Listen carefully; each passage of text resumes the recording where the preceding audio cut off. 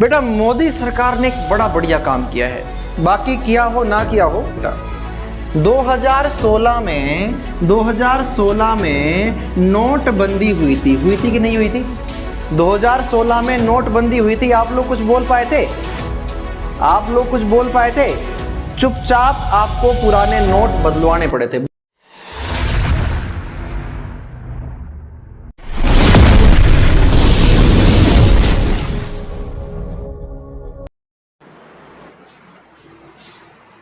ऐसे ऐसे काम बेटा जिंदगी में हो जाते हैं।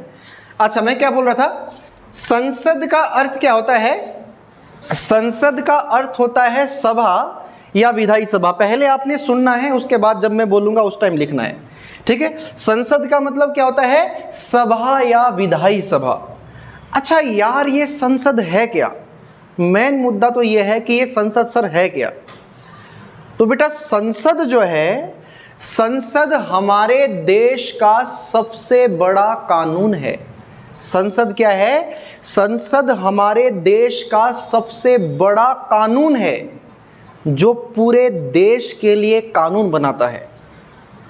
इसके पास इतनी पावर है कि ये नए नियम भी बना सकता है, पुराने नियमों को ये खत्म भी कर सकता है और नई नई चीज़ों की घोषणा भी कर सकता है। सुप्रीम कोर्ट भी इसके आगे जवाब नहीं दे सकता, इतनी पावर है संसद में। अब आप सोच रहे होंगे कि सर क्या संसद संसद संसद करे जा रहे हो?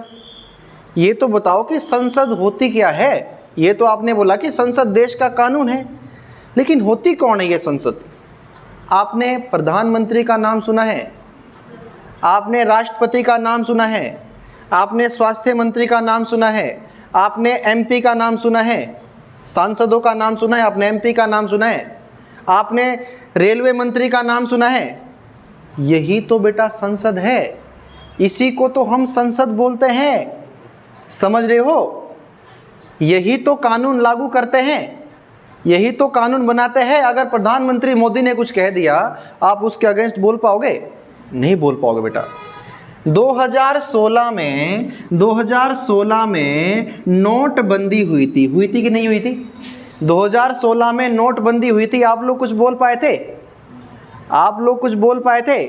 चुपचाप आपको पुराने नोट बदलवाने पड़े थे। बदले थे कि नहीं बदले थे? चुपचाप आप सभी ने क्या कर दिए? पुराने नोट बदलवाए थे। बदलवाए थे मनीषा? अरे कहाँ से बदलवाने सर, इधर जहर खाने का पैसा नहीं है ना? कहाँ से बदलवाए? बदलवाए थे वंशी का। कहाँ से बदलवाने? जब है ही नहीं सर, पैसा ही नहीं है जेब में, कहाँ से बदलवाए? समझ रहे हो? ठीक है, तो यानी कि अब 2020 में लॉकडाउन लगा था, इसी संसद ने लगवाया था। कर पाए आप कुछ? नहीं कर पाए, नहीं बोल सकते कुछ। देश का सबसे बड़ा कानून है संसद, यानी कि लोकसभा, राज्यसभा और राष्ट्रपति, इन तीनों का ही जो मिक्सचर रूप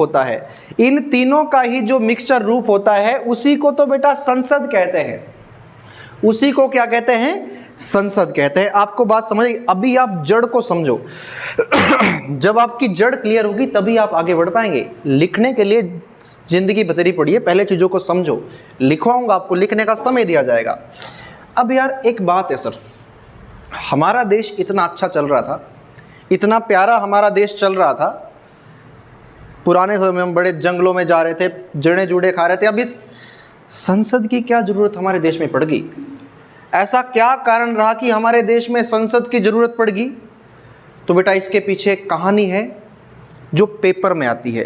क्या है? एक कहानी है जो पेपर में आती है। और वो कहानी क्या है? ये बात है बेटा, ये बात है 1911 की। नाम सुना है आपने? 1911 की डेट सुनी आपने पहले? बिल्कुल सुनिएगा बेटा। ये डेट है 1911 की, और ये बेटा वो समय है जब भारत की राजधानी कलकत्ता से दिल्ली शिफ्ट हुई थी। अगर आपके लिए पेपर में सवाल आएगा, भारत की राजधानी कलकत्ता से दिल्ली कब शिफ्ट हुई थी, तो बेटा भारत की राजधानी कलकत्ता से दिल्ली 1911 में शिफ्ट हुई थी। सुना है आपने? तो यार भारत की राजधानी कलकत्ता भी तो एक बहुत अच्छा प्लेस है। भारत की राजधानी कलकत्ता से दिल्ली क्यों शिफ्ट हुई? ये भी एक लॉजिक है। तो इसके पीछे भी यार एक वजह है, वो है बेटा 1905। क्या है बेटा? 1905। ये एक बहुत तकड़ी वजह है। और ये क्या वजह है? 1905 में क्या हुआ था? बंगाल का विभाजन। क्या हुआ था बेटा? बंगाल का विभाजन हुआ था। कब हुआ था? 1905 में। अंग्रेजों ने 1905 में कांड कर दिया बेटा, बंगाल का विभाजन कर दिया था। हमारे अपने देश बंगाल को दो भागों में बांट दिया, एक पूर्वी बंगाल, एक पश्चिम बंगाल। पूर्वी बंगाल हमारा बांग्लादेश है, पश्चिम बंगाल कौन सा है हमारा? जो हमारे पास है पश्चिम बंगाल, जिसकी राजधानी क्या है? कोलकाता है। तो अंग्रेजों ने बांट दिया तो उनको डर लग गया कि यार कुछ लोग हमारे बहुत ज़्यादा विरोधी है, इतने हैं कि कल के लिए हमारा मर्डर भी कर सकते हैं। हो सकता है कि कुछ ही टाइम में अगर हम यहीं टिके रहे तो सुबह के लिए सुनने को ये ना मिल जाए कि मंगल भवन अमंगलहारी। समझ रहे हो? तो कहने का मतलब क्या है? कहने का मतलब ये है कि यही सबसे बड़ा कारण था कलकत्ता से राजधानी दिल्ली को शिफ्ट करने का। और दूसरी बात क्या थी? दूसरी बात ये थी कि दिल्ली जो है शिमला से बहुत नज़दीक था। शिमला बेटा अंग्रेजों की गर्मियों की राजधानी थी, आप सभी जानते हैं। 1864 से 1911 तक शिमला अंग्रेजों की गर्मियों की राजधानी रही थी। इसीलिए जो है बेटा, इसीलिए जो है क्या हुआ था, इसीलिए क्या हुआ था, राजधानी को दिल्ली में शिफ्ट करना पड़ा। उस समय दिल्ली भी ऐसे छोटा मोटा इलाका था। तो जब राजधानी को कलकत्ता से दिल्ली शिफ्ट करने का फैसला किया गया था तो उस समय एक घटना हुई थी बेटा, उस समय एक बात हुई थी। क्या हुई थी? तो उस समय अंग्रेजों ने एक बात कही थी कि भाई दिल्ली को तो बसाना पड़ेगा, वहां पर राजधानी के लिए जगह बनानी पड़ेगी, चीजों को मैनेजमेंट करना पड़ेगा। समझ रहे हो? वहां पर बड़ी बड़ी बिल्डिंग्स बनानी पड़ेगी। तो बेटा दिल्ली को बनाने का काम दिया गया, बहुत इंपॉर्टेंट है, दिल्ली को बनाने का काम दिया गया था हर्बर्ट बेकर। किसको दिया गया था? हर्बर्ट बेकर को। हर्बर्ट बेकर और एक और नाम था बेटा, बड़ा इंपॉर्टेंट नाम है, लुटियंस। नाम सुने आपने? नाम सुना है? हर्बर्ट बेकर और लुटियंस, इन दोनों को काम दिया गया कि तुम लोग दिल्ली का एक बढ़िया सा डिजाइन तैयार करो। पेपर में आता है दिल्ली का डिजाइन किसने तैयार किया था? किसने किया था? हर्बर्ट बेकर और लुटियंस ने। मैन लुटियंस है। ये 1918 के आसपास की बात है बेटा। इनको कहा गया कि आप दिल्ली के लिए एक बढ़िया सा डिजाइन तैयार करो, एक नक्शा तैयार करो। कहते हो तो हम कर देंगे। तो धीरे धीरे धीरे बेटा क्या हुआ, अंग्रेजों को एक बात समझ आई कि भाई कलकत्ता में तो हमारे पास बात करने के लिए बिल्डिंगें थी, बड़े बड़े महल थे हमारे पास बात करने के लिए, हमारे पास वहाँ पर ऑफिस थे हमारे बात करने के लिए। अब हम यहाँ भी तो हमें ऑफिस की ज़रूरत पड़ेगी, हमें देश शासन चलाना है, भारत को चलाना है, तो यहाँ भी तो एक बड़ा ऑफिस होना चाहिए।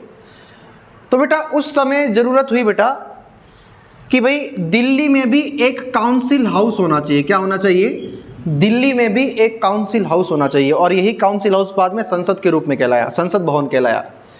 काउंसिल हाउस की एक ज़रूरत महसूस हुई और ये कहा गया कि इन दोनों को कहा गया कि आप काउंसिल हाउस के लिए भी एक बढ़िया सा डिज़ाइन तैयार करें। तो जगह का डिज़ाइन तैयार करने के लिए, जगह को देखने के लिए तरह तरह के इंजीनियर लगाए गए बेटा। तो जब ऐसा हुआ तो फिर क्या हुआ बेटा, दिल्ली में एक पहाड़ी है रायसीना की पहाड़ी, वहाँ पर जो है इस काउंसिल हाउस के लिए एक जगह चुनी गई। उस जगह को साफ करवाया गया, उस जगह को बढ़िया क्लीन करवाया गया और वहाँ पर जो है एक बहुत बड़ा बेटा एक भवन बनाया गया जो कि काउंसिल हाउस के नाम से प्रसिद्ध हुआ। 1927 में ये भवन तैयार हुआ। कब हुआ? अगर पूछ लेगा संसद भवन कब तैयार हुआ था? 1927 में ये काउंसिल हाउस तैयार हो गया। 1927 में जैसे ही बेटा काउंसिल हाउस तैयार हुआ, इसका उद्घाटन किया लॉर्ड इरविन ने। किसने किया? लॉर्ड इरविन ने। काउंसिल हाउस का उद्घाटन किसने किया बेटा? काउंसिल हाउस का उद्घाटन किया था लॉर्ड इरविन ने। किसने किया था? लॉर्ड इरविन ने इस काउंसिल हाउस का उद्घाटन किया। जब उद्घाटन किया तो इसके आसपास भी एक ऑफिस बनाया गया। इसके आसपास जो है काउंसिल हाउस के नॉर्थ में जो है नॉर्थ ब्लॉक बनाया गया और साउथ में बनाया गया बेटा साउथ ब्लॉक, जहां पर बड़े बड़े मंत्री बैठते हैं, बड़े बड़े मंत्रियों के ऑफिसर बैठते हैं। ठीक है, मंत्रालय के ऑफिसर जिसको बोलते हैं, सचिवालय के ऑफिसर बैठते हैं। इसी के आसपास है। एक भवन को नॉर्थ ब्लॉक बोलते हैं, एक भवन को साउथ ब्लॉक बोलते हैं। ठीक है, मैं अगर मेरे पास कुछ इंस्ट्रूमेंट होता मैं आपको जरूर दिखाता यहाँ पर। समझ रहे हो? तो ये जो संसद भवन है ये 1927 में बेटा क्या हो गया? तैयार हो गया। तो जब तैयार हुआ बेटा, तो उसके बाद क्या हुआ? तैयार होते होते जो है 26 जनवरी 1950 को 26 जनवरी 1950 को भारत का संविधान क्या हुआ बेटा? लागू हुआ। आप सभी को मैंने पढ़ाया है 26 जनवरी 1950 को क्या हुआ? भारत का संविधान लागू हुआ। और जब भारत का संविधान लागू हुआ तो भारत बन गया बेटा लोकतंत्रात्मक देश, यानी कि लोगों की पावर लोगों के पास ही है और लोग ही कानून बनाएंगे। और कानून भी किसके लिए होगा? केवल और केवल लोगों के लिए कानून होगा। कहते यार ये तो दिक्कत आ जाएगी। अब हमें अगर देश चलाना है तो हम 140 करोड़ देशवासियों के घर घर जाएंगे पूछने, क्योंकि लोग कानून बनाएंगे। मैंने बोला भारत ऐसा होगा, इसमें ठीक है सर ऐसा होगा। फिर आगे में वंशी के बाद ऐसा होगा, नहीं सर इसमें ये कमी होगी। आगे चला गया, नहीं सर इसमें थोड़े से मुझे कमीशन दो तभी मैं बोलूँगी। यहाँ अब 140 करोड़ देशवासियों के घर घर थोड़ी जाएंगे हम। तो एक नियम बनाया गया, एक सिस्टम बनाया गया बेटा कि एक काम करें कि 10 लाख लोगों की एक जनसंख्या, 10 लाख लोगों का एक समूह अपना एक 10 लाख लोगों का समूह अपना एक क्या बनाए? 10 लाख लोगों का समूह अपना एक नेता चुने जो कि आपके मामले देश तक पहुंचाएगा, जो कि आपके मामले कहां तक पहुंचाएगा? देश तक पहुंचाएगा। और वो जो मामले देश तक पहुंचाएगा फिर उसको अमल में लाया जाएगा। हम एक एक व्यक्ति को नहीं पूछ सकते हैं, इसीलिए 10 लाख लोगों पर एक व्यक्ति चुना गया बेटा, यानी कि सदस्यों का एक व्यक्ति चुना गया जिसका नाम बेटा क्या रखा गया? जिसको रखा गया सांसद। क्या नाम रखा बेटा? सांसद। और इसी सांसद के बाद एक शब्द पॉपुलर हुआ बेटा, संसद। क्या पॉपुलर हुआ? संसद। संसद शब्द पॉपुलर हुआ बेटा। और इसी काउंसिल हाउस को जो है संसद भवन के रूप में जाना गया। किस रूप में? संसद भवन के रूप में जाना गया, संसद भवन। तो अगर पूछ लेगा संसद भवन बनना कब शुरू हुआ था बेटा, तो ये 1918 में बनना शुरू हुआ था। संसद भवन बनकर तैयार कब हुआ था? 1927 में। संसद भवन का उद्घाटन किसने किया था? लॉर्ड इरविन ने। अगर आपसे पूछ लेगा कि दिल्ली का डिजाइन किसने तैयार किया था? हर्बर्ट बेकर और लुटियंस ने। बंगाल का विभाजन कब हुआ था? 1905 में। अगर आपसे पूछ लेगा कि भारत की राजधानी कलकत्ता से दिल्ली लाने की घोषणा कब की गई थी? 1911 में घोषणा की गई थी कि भारत की राजधानी को कलकत्ता से दिल्ली। बेटा मोदी सरकार ने एक बड़ा बढ़िया काम किया है, बाकी किया हो ना किया हो, एक बड़ा बढ़िया काम किया है। काम क्या किया है? उन्होंने काम किया बेटा 2023 में ये जो आपका 95 ईयर पुराना संसद भवन था, इस संसद भवन को हटाया है और एक नया संसद भवन बनाया है। पता है आपको? 2030 में भारत का नया संसद भवन बना है जो कि इससे डबल बड़ा है, जिसमें आप विश्वास नहीं करोगे, कुछ लोगों ने विरोध किया कि भाई इतने पैसे कहाँ लगा रही है मोदी सरकार, इतने पैसे कहाँ लगा रही है मोदी सरकार, कहीं और क्यों नहीं लगाती ऐसे कामों में? संसद भवन यही तो पुराना है। तो मोदी जी ने कहा कि भाई हमारे पास कुछ भारत रत्न विजेता भी होते हैं। भारत रत्न विजेताओं का ये होता है कि भाई वो जो है संसद में बहस में भाग ले सकते हैं, और भी गणमान्य व्यक्ति आते हैं तो बैठने के लिए जगह कम हो जाती है, स्पेस कम हो जाता है। अब क्योंकि बैठने के लिए स्पेस कम हो जाता है तो बैठने के लिए स्पेस तो बड़ा चाहिए ना। अब पुराना जो लोकसभा भवन था, पुराने लोकसभा भवन में कि कोई अगर आप मेंस वगैरह दोगे तो वहाँ पर जो है बेटा 552 सीटें तो आपकी लोकसभा की थी, जो मतलब कुर्सियाँ जिसको हम बोलते हैं, और 250 सीटें राज्यसभा की थी। अब यहाँ पर सिर्फ वही बैठ सकते थे जो कि मेंबर चुने गए हैं। अगर कोई बाहर से कोई आ गया बहस करने तो बेचारे को उसको अलग से कुर्सी लगानी पड़ी, या फिर 2 पर 1। तो इसीलिए जो है ये कमी रह गई थी। इसीलिए जो नया संसद भवन है बेटा, इसमें 888 सीटें हैं लोकसभा की, और बेटा 384 सीटें इसमें हैं राज्यसभा की। किसकी? 384 सीटें इसमें राज्यसभा की। और ये पूरा ये ब्रिटिश डिजाइन का था, जो गुलामी का प्रतीक था। ये दर्शा रहा था कि आज भी हम अंग्रेजों के गुलाम हैं, और भारत इतना विकसित हो गया फिर भी हम संसद भवन किसका प्रयोग कर रहे हैं? कांग्रेसियों का, अरे अंग्रेजों का। और ये जो है पूरा भारतीय कला पर बनाया गया है। अगर पूछ लेगा नए संसद भवन का डिजाइन किसने तैयार किया, तो अपने पास नोट डालकर लिख लो, नए संसद भवन का डिजाइन, नए संसद भवन का डिजाइन किसने तैयार किया था? विमल पटेल। विमल पटेल, विमल पटेल। भाई बड़ा इंपॉर्टेंट है ये। नए संसद भवन का डिजाइन किसने तैयार किया था? नए संसद भवन का डिजाइन किया था बेटा, तैयार किसने? विमल पटेल नाम का एक व्यक्ति था जिसने भारत के नए संसद भवन का क्या किया? डिजाइन तैयार किया। किसने किया? विमल पटेल। ठीक है, तो मेरे प्यारे बच्चे ये था हमारा संसद बनाने की जरूरत कि भाई हम हर व्यक्ति के घर घर नहीं जा सकते हैं। 10 लाख लोगों के पीछे एक व्यक्ति चुना जाएगा जो कि देश के लिए पूरे जो है उस क्षेत्र के मुद्दों को ले जाएगा। इसलिए हमें जरूरत पड़ी किसकी? पड़ी संसद की। तो बेटा संसद को इंग्लिश में क्या बोलते हैं? भारत की संसद का नाम क्या है? संसद। भारत की संसद का नाम क्या है? सुस्ती मत फैलाओ। भारत की संसद का नाम क्या है? भारत की संसद का नाम क्या है? भारत की संसद का नाम क्या है? संसदीय शासन प्रणाली कहां से ली गई है? ब्रिटेन से। भारत की राजधानी कलकत्ता से दिल्ली लाने की घोषणा कब की गई थी? बंगाल विभाजन कब हुआ था? दिल्ली का डिजाइन किसने तैयार किया था? हर्बर्ट बेकर और लुटियंस। नया संसद भवन कब तैयार हुआ था? नए संसद भवन का उद्घाटन किसने किया था? प्रधानमंत्री नरेंद्र मोदी ने। इतनी बात आपको समझ आई। छोटी छोटी चीजें आपने याद रखनी है, डायरेक्ट पेपर में आएगी, अपडेटेड क्वेश्चन है सारे के सारे, समझ रहे हो। अब हम यार बात करते हैं कि आखिर संसद में कौन कौन से मेंबर होते हैं, किस किस तरह से चुने जाते हैं, क्या क्या इनके लिए आपकी एलिजिबिलिटी चाहिए यानी कि योग्यता चाहिए। आइए फिर अब हम इसको पढ़ते हैं बेटा। आप लोग टेंशन मत लो बेटा, आपको लिखवा देंगे जिन्होंने नहीं लिखा है, कोई दिक्कत वाली बात नहीं है।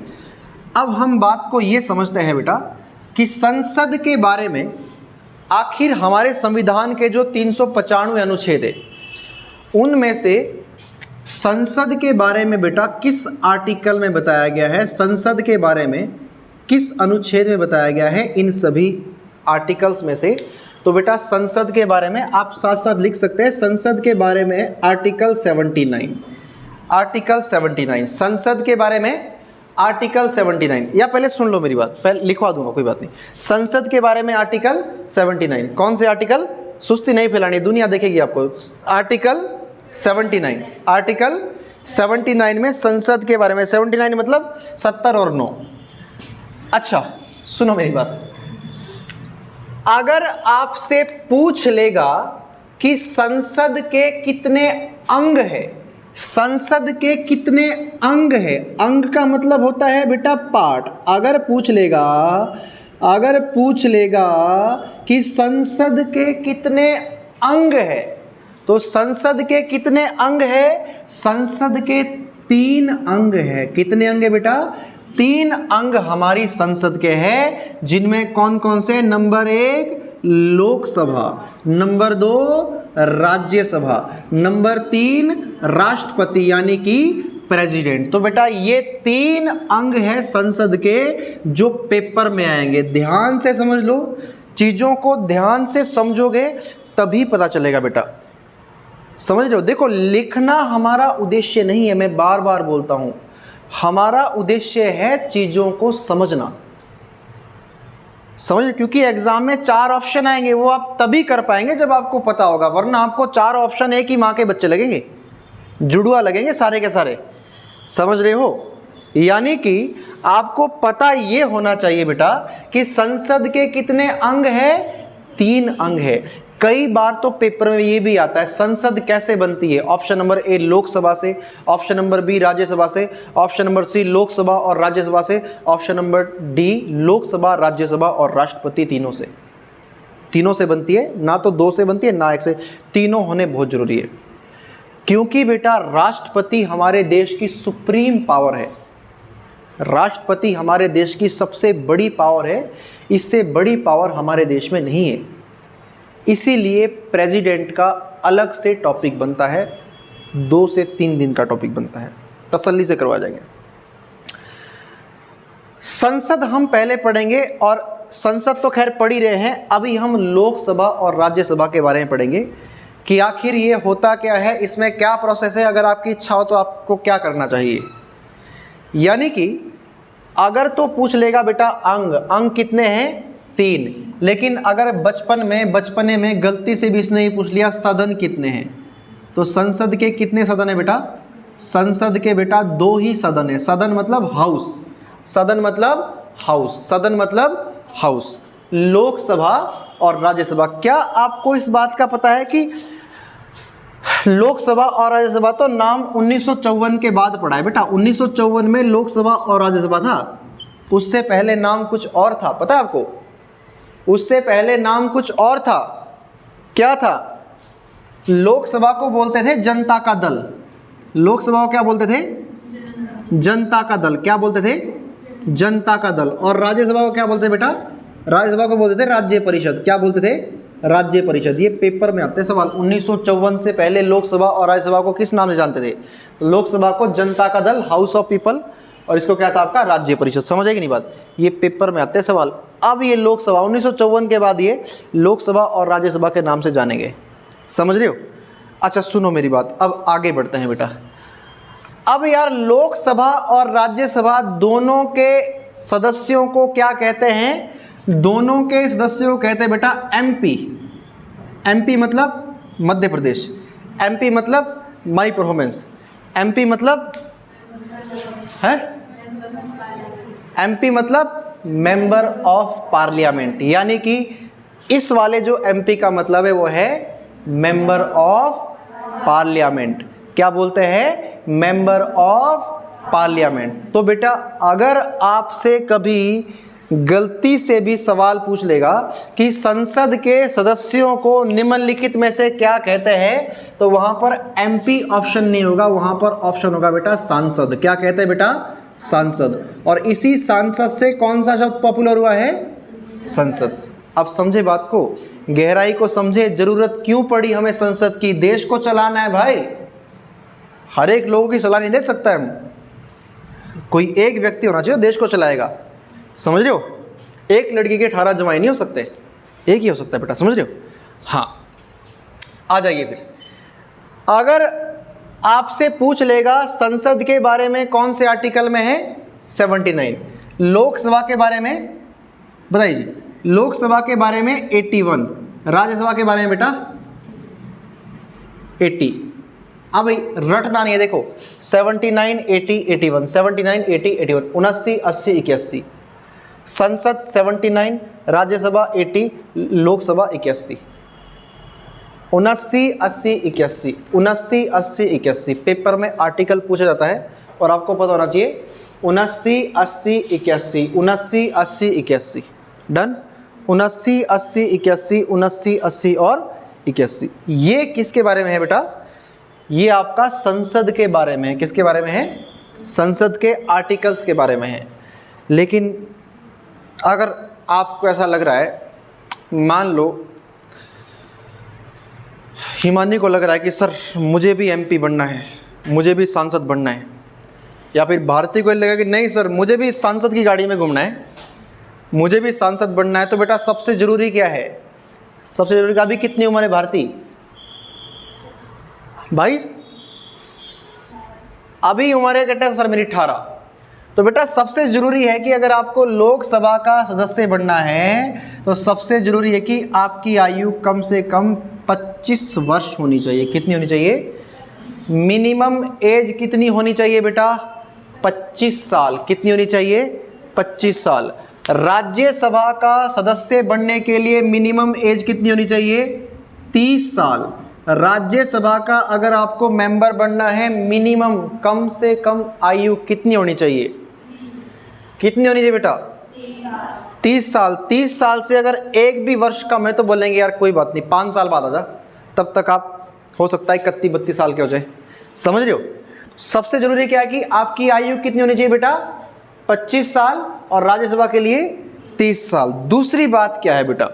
दूसरी बात क्या है? दूसरी बात यह है कि अगर आपसे पूछ लेगा कि कौन सा स्थायी सदन है, अभी समझो, अभी बस समझो इसको, कौन सा स्थायी सदन है? तो लोकसभा क्या है बेटा? अस्थाई, नॉन परमानेंट। और कौन सा स्थायी सदन है? कौन सा स्थायी है? राज्यसभा। पूछ लेगा कौन सा उच्च, अपर हाउस कौन सा है? तो बेटा उच्च सदन है आपका राज्यसभा, और निम्न सदन कौन सा है? लोकसभा। लोकसभा का कार्यकाल कितना है? 5 साल और राज्यसभा का कार्यकाल है 6 साल। लेकिन बेटा इसमें क्या होता है, हर 2 साल बाद 1/3 सदस्य रिटायरमेंट यानी कि अवकाश ले लेते हैं हर 2 साल बाद। अब आप सोच रहे होंगे सर उम्र वाला कॉन्सेप्ट तो समझ आया, लेकिन ये जो आपने फेंक के मारा है अस्थाई, निम्न, अस्थाई, उच्च 6 साल 5 साल, ये समझ नहीं पड़ा है हमारे। इसीलिए तो हम यहाँ हैं बेटा, बैठे, इसीलिए तो हम बैठे हैं आपको समझाने के लिए, है ना। अब अस्थाई का मतलब होता है जिसको हम कभी भी हटा, जिसको नींद आ रही है वंशिका को।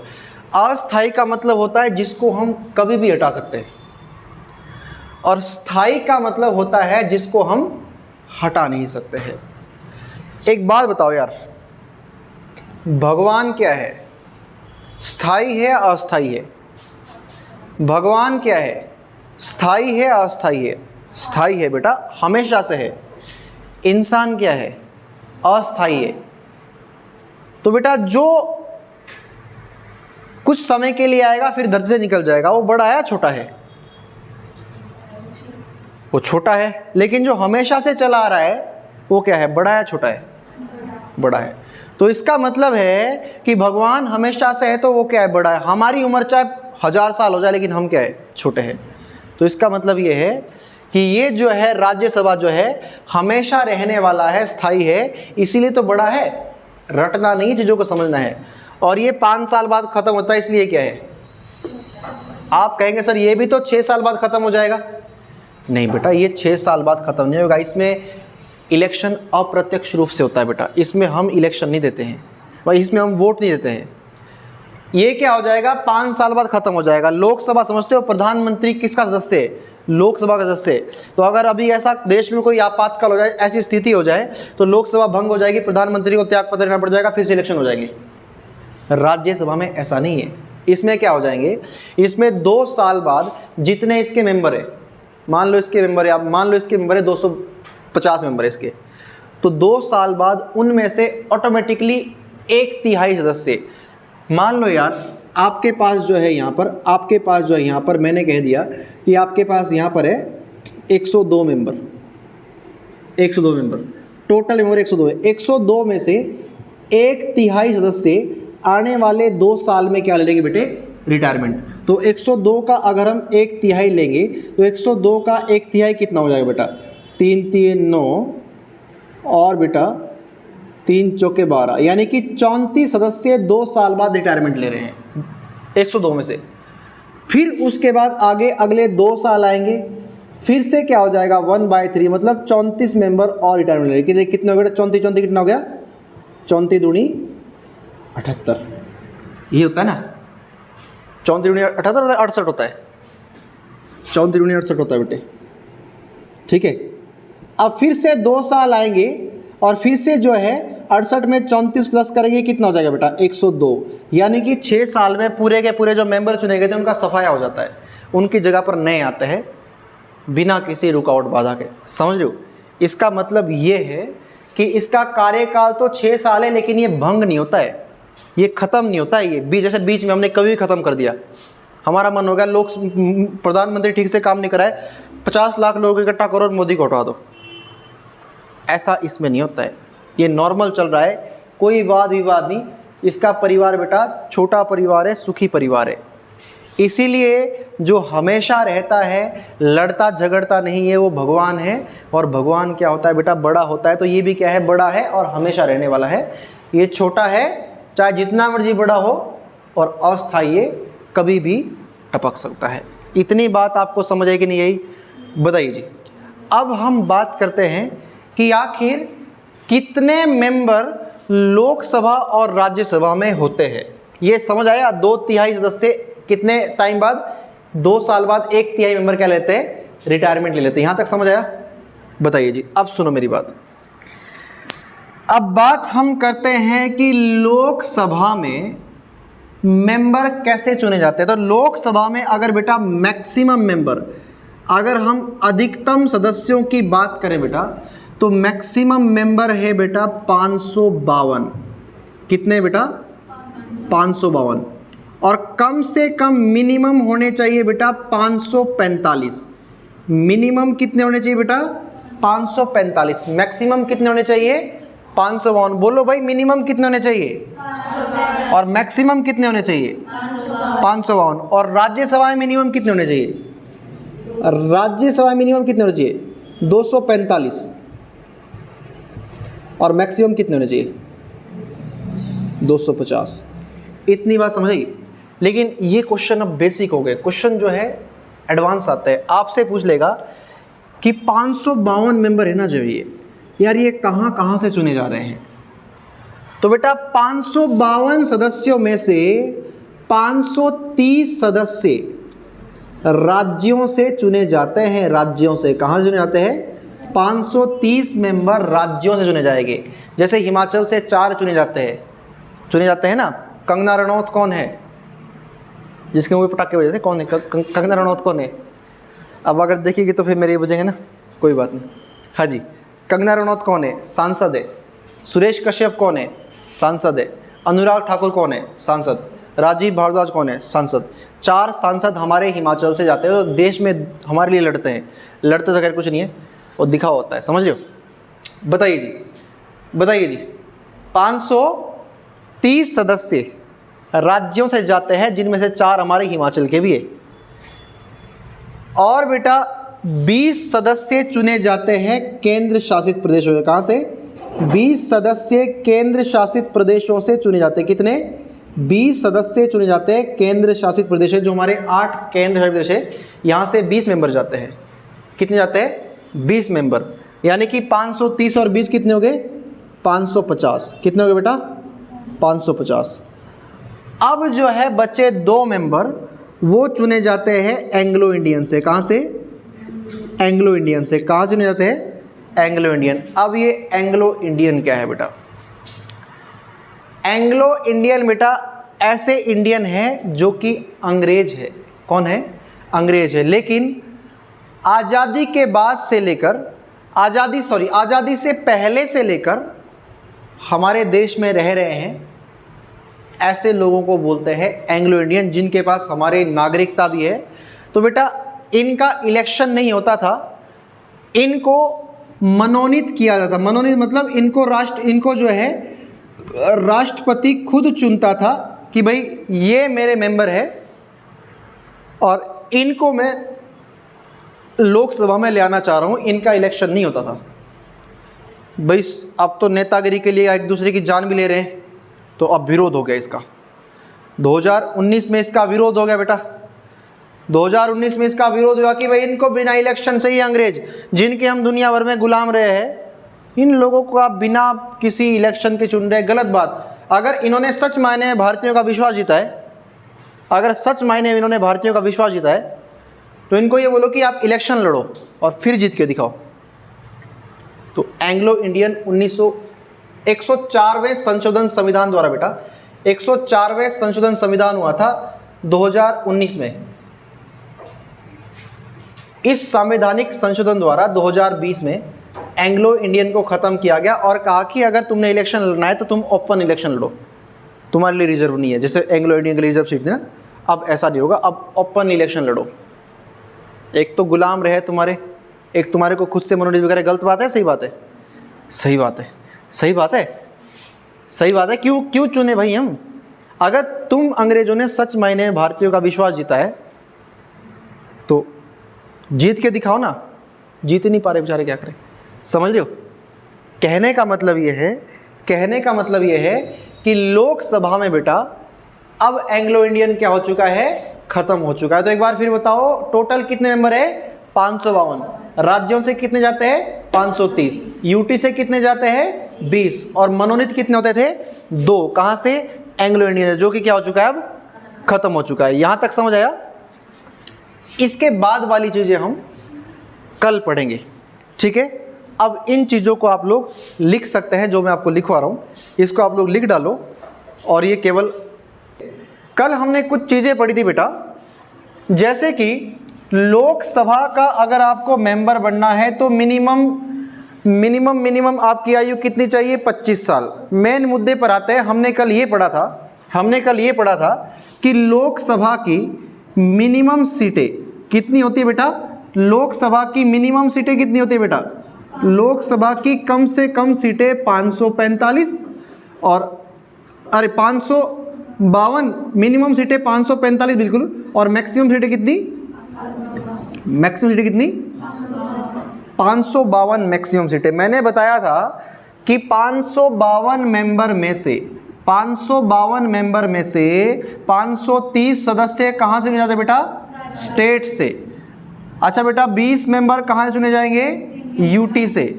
ठीक है जी, 20 मेंबर यूटी से और 2 मेंबर एंग्लो इंडियन से। एंग्लो इंडियन किस संशोधन के तहत खत्म किया गया? एंग्लो इंडियन किस संशोधन के तहत खत्म किया गया था? एंग्लो इंडियन 104वें संशोधन के तहत 2019, 104वां संशोधन कब हुआ था बेटा? 2019 में इसको खत्म किया गया था।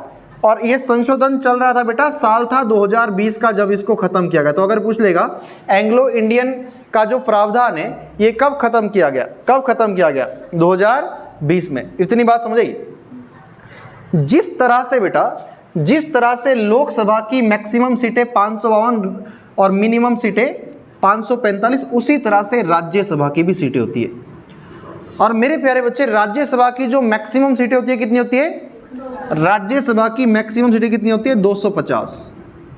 और बेटा मिनिमम कितनी होती है? 245। अच्छा सुनो मेरी बात, अगर आपसे पूछ लेगा बेटे कि राज्यसभा में कितने सदस्य राज्यों से चुने जाते हैं, तो लिखो जरा, राज्यसभा में 238 सदस्य स्टेट से चुने जाते हैं, 238 मेंबर राज्यों से चुने जाते हैं। कितने? 238 मेंबर इलेक्टेड फ्रॉम स्टेट्स, कहां से होते हैं?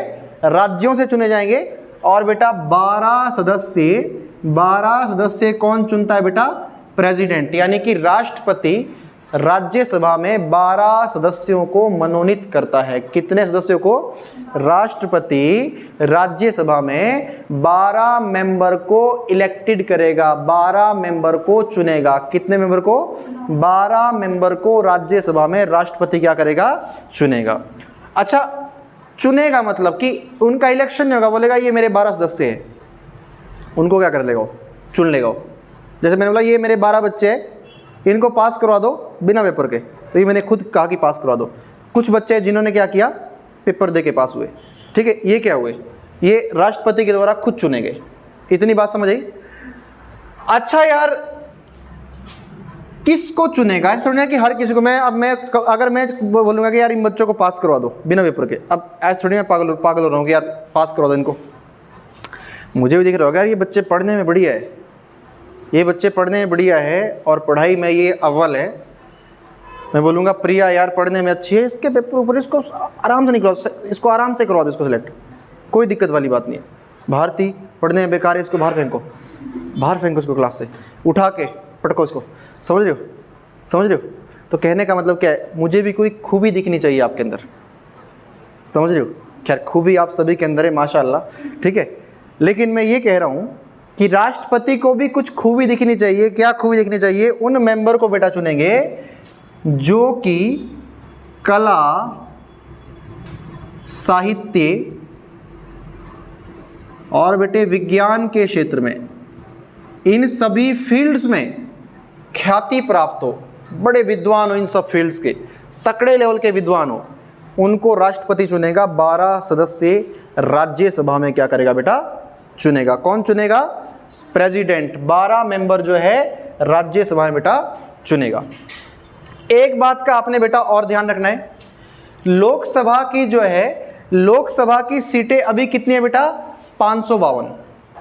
लेकिन अगर आपसे पूछ लेगा कि लोकसभा की सीटों को, अगर आपसे पूछ लेगा कि लोकसभा की सीटों में कब तक परिवर्तन नहीं किया जा सकता, कब तक परिवर्तन 552 है, कब तक नहीं किया जा सकता, कब तक नहीं किया जा सकता? 2026 तक। लिखो जरा, 2026 तक लोकसभा की सीटों में चेंज नहीं कर सकते बेटा। अगर 552 है तो 552 ही रहेगी। बताइए जी, क्या मैं गलत कह रहा हूं? क्या मैं गलत कह रहा हूं बेटा?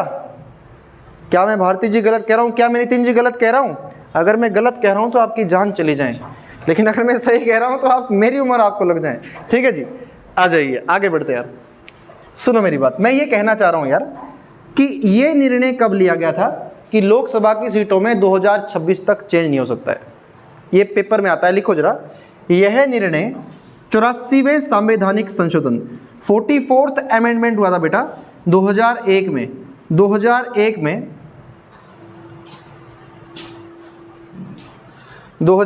में यह निर्णय लिया गया था कि 2026 तक लोकसभा और विधानसभा की सीटों में कोई चेंज नहीं होगा। समझ रहे हो? तो ये कब कहा गया था बेटा? 2001 में ये कहा गया था। लेकिन इससे पहले भी एक संशोधन, लिखो जरा, इससे पहले 42वां संवैधानिक संशोधन 1976 में, इससे पहले इंपॉर्टेंट कॉल, पढ़ाई से भी ज़्यादा इंपॉर्टेंट कॉल है, ढक्कन आदमी। ठीक है जी, 42वें संवैधानिक संशोधन 1976 द्वारा इससे पहले भी 2000 ईस्वी तक लोकसभा की सीटों में कोई भी परिवर्तन ना करने का निर्णय लिया गया था। ये पेपर में आता है बेटा कि किस संशोधन में ये कहा गया था कि 2000 तक लोकसभा की और विधानसभा की सीटों में कोई चेंज नहीं होगा। तो ये कहा गया था 42वें संवैधानिक संशोधन 2000 में, ये 1976 में ये कहा गया था कि 2000 तक जो है लोकसभा की सीटों में कोई चेंज नहीं होगा। इसके बाद फिर 2001 में फिर से डिसाइड हुआ कि 2026 तक कोई भी चेंज नहीं होगा। तभी तो नया संसद भवन बन रहा है कि लोकसभा की सीटें बढ़ेगी। तभी तो नया संसद भवन बना है कि लोकसभा की सीटें बढ़ेगी, 2024 में चेंज हो जाएगा। अब लोकसभा की सीटें बढ़ेगी तो क्या हो जाएगा? संसद में बैठने के लिए ज़्यादा सीटें चाहिए, तो 888 सीटें नई हमारे संसद भवन में है लोकसभा की, और 384 सीटें किसकी है? राज्यसभा की। ये साफ दिखा रहा है कि लोकसभा की सीटें 2026 में बढ़ेगी ही बढ़ेगी और राज्यसभा के भी बढ़ेगी। तभी तो रीज़न है कि तभी तो बढ़ी है बेटा। सरकार कुछ सोच के ही चलती है ना। अब 545 सीटें पहले थी, अब कितनी? 800। अगर 300 नए लोग आ गए तो क्या एक के ऊपर गोदी में बैठेंगे क्या? जेपी नड्डा की गोदी में मैं बैठूंगा। समझ रहे हो? बताइए जी। अब बात करते हैं यार आरक्षण की, जो हर जगह चलता है। खैर वो अलग बात है, इस मुद्दे पर हम बहस नहीं करेंगे। लेकिन इधर देखो, लोकसभा में भी बेटा आरक्षण होता है। लोकसभा में भी क्या होता है? आरक्षण होता है। देखिए, लोकसभा का चुनाव भी प्रत्यक्ष रूप से होता है, राज्यसभा का चुनाव होता है अप्रत्यक्ष रूप से। प्रत्यक्ष रूप से मतलब हम देते हैं। सुरेश कश्यप जी को हमने वोट दिए थे, कंगना रनौत जी को हमने वोट दिए, कि मोदी को हमने वोट दिए थे कि नहीं दिए थे? लोकसभा के मेंबर है। जेपी नड्डा को हमने मेंबर दिए थे, हमारे द्वारा चुने गए एमएलए लोगों ने जो है इनको वोट दिए थे। समझ लो, कहने का मतलब क्या है कि इनका हम डायरेक्ट चुनाव करते हैं अपने हाथों से, इनका हम इनडायरेक्टली करते हैं अपने द्वारा आगे चुने गए लोगों से। बात समझ नहीं आई? अच्छा, मैं ये कहना चाह रहा हूं यार कि लोकसभा में भी आरक्षण होता है बेटा। कैसा? अगर पूछ लेगा लोकसभा में कितनी सीटें आरक्षित है? आरक्षित का मतलब होता है जो किसी स्पेसिफिक वर्ग के लोगों के लिए चुनी गई हो, जिसमें अन्य कोई पार्टिसिपेट नहीं कर सकता हो। कैसे? जैसे लोकसभा की 552 सीटों में से 131 सीटें क्या है बेटा? आरक्षित है। कितनी सीटें आरक्षित है बेटा? 131 सीटें क्या है? आरक्षित है। कितनी है? 131 सीटें आरक्षित है, जिसमें से 84 सीट है बेटा एससी की। 84 की सीट कितनी है? एससी की। और मेरे प्यारे बच्चों 47 सीट किसकी है? एसटी की। 4 7 11 8 4 12 और 1 13, 131 सीटें क्या है बेटा? रिजर्व है, खटाक से रिजर्व है। समझ रहे हो? बताइए बेटा, समझ रहे हो? ठीक है, मेरी बात को पकड़ पा रहे हो आप लोग?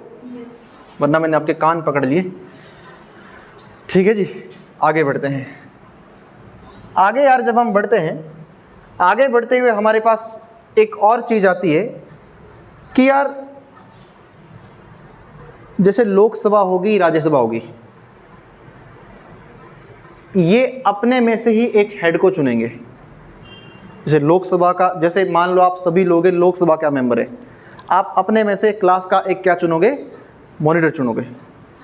तो अगर कोई मुझे ये बता देगा कि लोकसभा अध्यक्ष की नियुक्ति कौन करता है, तो मैं आप सभी को एक उपहार दूंगा। बेटा लोकसभा अध्यक्ष को कौन चुनता है? अबे ढक्कनो, अभी तो मैंने कहा कि लोकसभा के मेंबर अपने में से ही एक हेड चुनती है।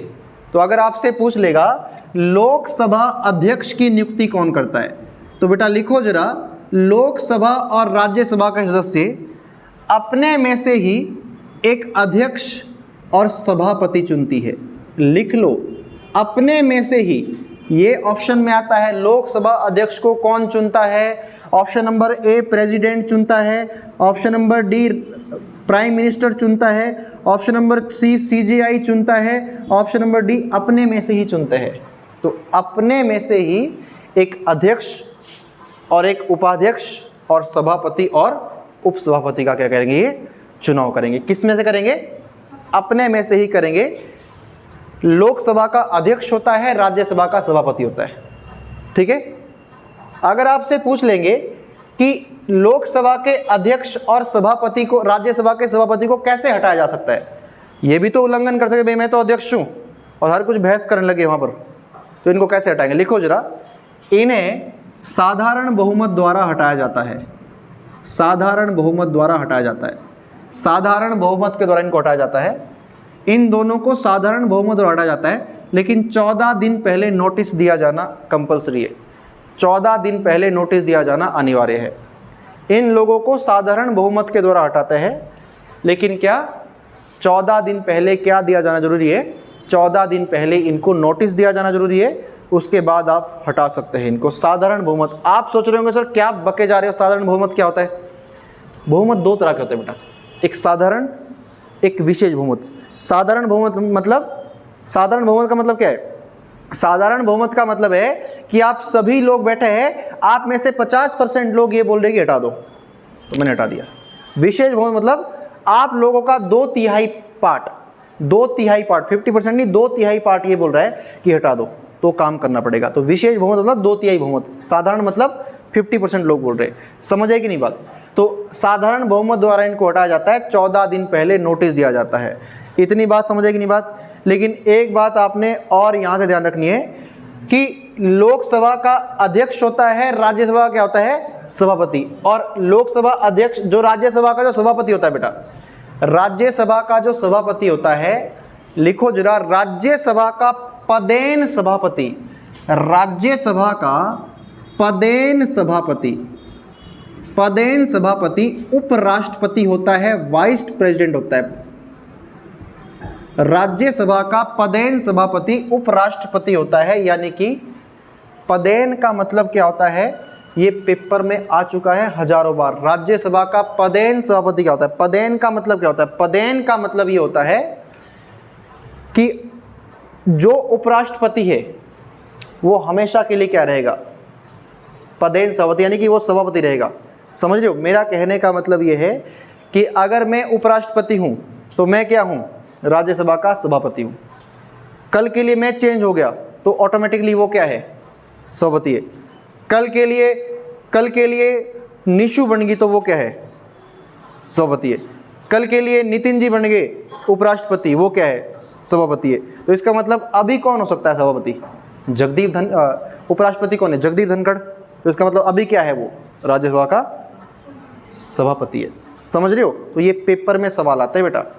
अच्छा, अगर आपसे पूछ लेगा कि यदि उपराष्ट्रपति राष्ट्रपति के पद पर काम करता है, अब अभी राष्ट्रपति के आगे टॉपिक आएगा, राष्ट्रपति के आगे टॉपिक आएगा जिसमें हम ये पढ़ेंगे कि उपराष्ट्रपति, जिसमें हम ये पढ़ेंगे, क्या पढ़ेंगे कि उपराष्ट्रपति राष्ट्रपति के पद पर काम करेगा अगर राष्ट्रपति अपने पद पर ना हो। तो बेटा कहने का मतलब तो ये है, कहने का मतलब ये है कि अगर उपराष्ट्रपति राष्ट्रपति के पद पर काम कर रहा हो, फिर क्या वो राज्यसभा का उस समय सभापति होगा? नहीं। लिख लो, यदि उपराष्ट्रपति राष्ट्रपति के पद पर काम कर रहा है तो उस समय वह यदि उपराष्ट्रपति राष्ट्रपति के पद पर काम कर रहा है तो उस समय जो वह क्या नहीं होगा बेटा, उस समय वह राज्यसभा का पदेन सभापति, उस समय वह राज्यसभा का पदेन सभापति नहीं होता है। बताइए, डन? बताइए जी, पक्की बात है? दूसरी बात यार, दूसरी बात हम ये बात करेंगे कि ये जो लोकसभा और राज्यसभा के मेंबर है, इनको यार कसम कौन खिलाता है, शपथ कौन दिलाता है कि मैं शपथ लेता हूं कि संविधान के प्रति निष्ठा रखूंगा, संविधान के नियमों का उल्लंघन नहीं करूंगा। लेकिन सबसे ज़्यादा चोर तो वही होते हैं, समझ रहे हो? सबसे ज़्यादा झूठी कस्में कौन खाएगा? नेता। बोलूँगा तो विवाद हो जाएगा, ठीक है जी? सुनो मेरी बात, इनको शपथ कौन दिलाएगा बेटा? राष्ट्रपति। शपथ कौन दिलाएगा? शपथ कौन दिलाएगा बेटे? शपथ दिलाएगा प्रेसिडेंट। कसम कौन खिलाएगा? प्रेसिडेंट। आप कसम खाइए, कहते हैं माँ की कसम, ठीक है?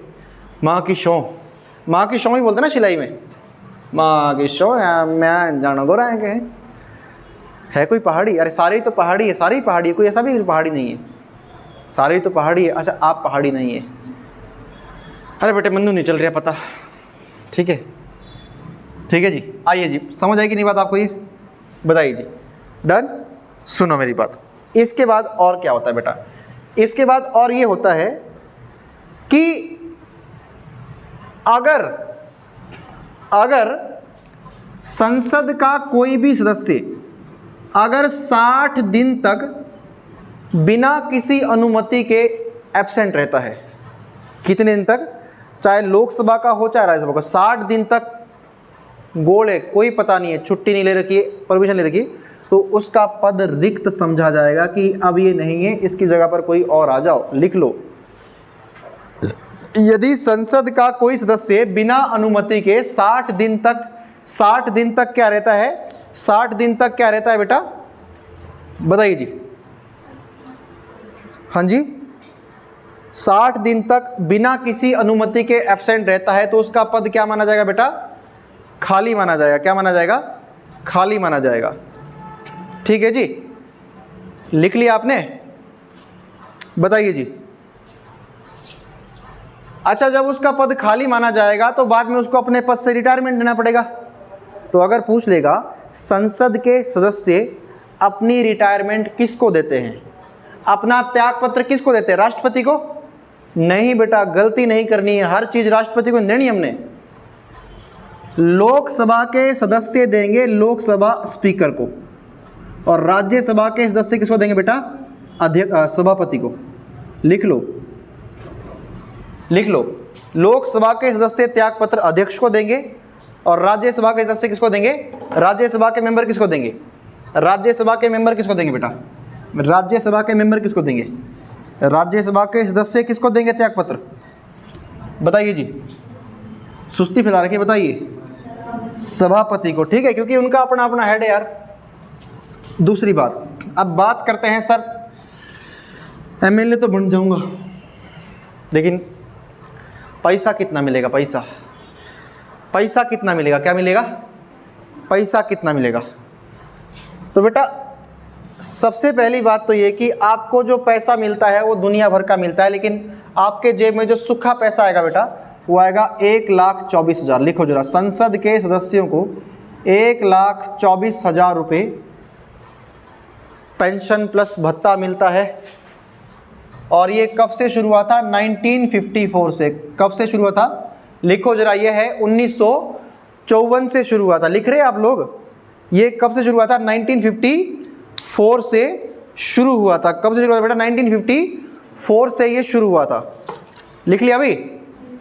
बताइए जी। अच्छा सुनो मेरी बात, अगर आपसे पूछ लेगा बेटा लोकसभा का नेता कौन होता है? लोकसभा का नेता कौन होता है? वेरी गुड, लोकसभा का नेता प्रधानमंत्री होता है। वेरी गुड, लोकसभा का नेता कौन होता है बेटा? प्रधानमंत्री होता है। लोकसभा का नेता कौन होता है? प्रधानमंत्री। लेकिन यार लोकसभा में बहुत सारी पार्टियां होती है, और मेन पार्टियां वही होती है जो दो मेन रही हो, एक वो जो जीती हो, एक दूसरी जो सेकंड नंबर जीती हो, जिसको बोलते हैं विपक्षी दल। क्या बोलते हैं? विपक्षी दल, अपोजिट पार्टी। जैसे अभी अपोजिट पार्टी कौन सी है, कौन सी है, कांग्रेस। तो बेटा कहने का मतलब ये है, इंडी कांग्रेस बोलते हैं हम, है ना, इंडी कांग्रेस। तो विपक्षी दल, तो बेटा हमारे संविधान में 1965 से एक प्रावधान किया गया है विपक्षी दल के नेता का प्रावधान। तो विपक्षी दल का भी एक नेता है, लिखो जरा, विपक्षी दल का भी नेता होता है और इसका प्रावधान 1965 से किया गया। और हर कोई नहीं होगा, वो सेकंड पार्टी जो सबसे ज़्यादा बहुमत में है ना, जो सेकंड पार्टी सबसे ज़्यादा बहुमत है, वो अपने में से चुनेगी किसी नेता। वैसे अभी कौन है, राहुल गांधी। विपक्षी दल का नेता कौन है, राहुल गांधी। ठीक है जी, विपक्षी दल का नेता कौन सा है, राहुल गांधी। अगर पूछेगा विपक्षी दल के नेता को यूएसए में क्या कहते हैं, यूएसए में इसको क्या कहते हैं, यूएसए में इसको कहते हैं बेटा अल्पसंख्यक का नेता, अल्पसंख्यक का नेता, अल्पसंख्यक का नेता, का नेता। बात समझ कि नहीं? यानी कि ये जो है विपक्षी दल के लोग विरोध करेंगे, सरकार की नीतियों पर सवाल उठाएंगे। हाँ जी ऐसा क्यों कर रहे हैं, हाँ जी ऐसा क्यों कर रहे हैं, ऐसा क्यों है। आज मोदी ने सूर्य घर योजना, अगर किसी के घर जल गए फिर मुफ्त योजना चला रहे हैं, अगर किसी के लिए घाटा आ गया लखपति दीदी योजना चला रहे हैं, अगर किसी को ऐसा हो गया तो फिर ऐसे नेता सवाल उठाएंगे। फिर सरकार को सोचना पड़ेगा कि यार ये तो विरोध भी कर रहे। अगर विरोध करने वाला कोई ना हो फिर तो सब लोग बेटा मनमानी करेंगे। अगर हम आपको रोकने टोकने वाले हो तो आप तो यहाँ पर आतंक, आप तो यहाँ पर शमशान बना देंगे शाम को, समझ रहे हो। तो इसी तरह को देश को चलाने के लिए क्या चाहिए, विपक्षी दल विरोध करने वाले होने चाहिए, तभी तो सोच समझकर काम करेंगे। आप समझ रहे हो, नहीं पता चल रहा है विनोद? सुनो मेरी बात। अब यार ये तो अमेरिका में बोलते हैं, क्योंकि हमने 60 देशों के संविधान को स्टडी किया है। तो संसदीय शासन प्रणाली हमने ब्रिटेन से ली है। तो ब्रिटिश राजनीति अगर हम बात करें, ब्रिटिश संविधान है बेटा, ब्रिटिश संविधान है बेटा, विपक्षी दल के नेता को बोलते हैं शैडो संसद। क्या बोलते हैं, शैडो संसद, शैडो पार्लियामेंट कहते हैं, शैडो संसद कहते हैं। क्या कहते हैं, शैडो पार्लियामेंट या शैडो संसद। अगर आपसे पूछ लेगा ब्रिटेन में अल्पसंख्यक नेता या फिर विपक्षी दल के नेता को क्या कहते हैं, शैडो कैबिनेट या शैडो संसद कहते हैं। ये बड़ा ही इंपॉर्टेंट है, क्या है बेटा, चीज़ है, ये बहुत इंपॉर्टेंट है, पेपर में आती है। कर लेंगे आप इसको, पक्की बात है, कोई दिक्कत परेशानी यहाँ तक, कोनो दिक्कत परेशानी, पक्की बात। दूध दही लस्सी जलजीरा इनो कुछ लेंगे आप लोग, बताइए जी, दूध दही लस्सी जलजीरा इनो आइसक्रीम कुछ लेंगे आप लोग?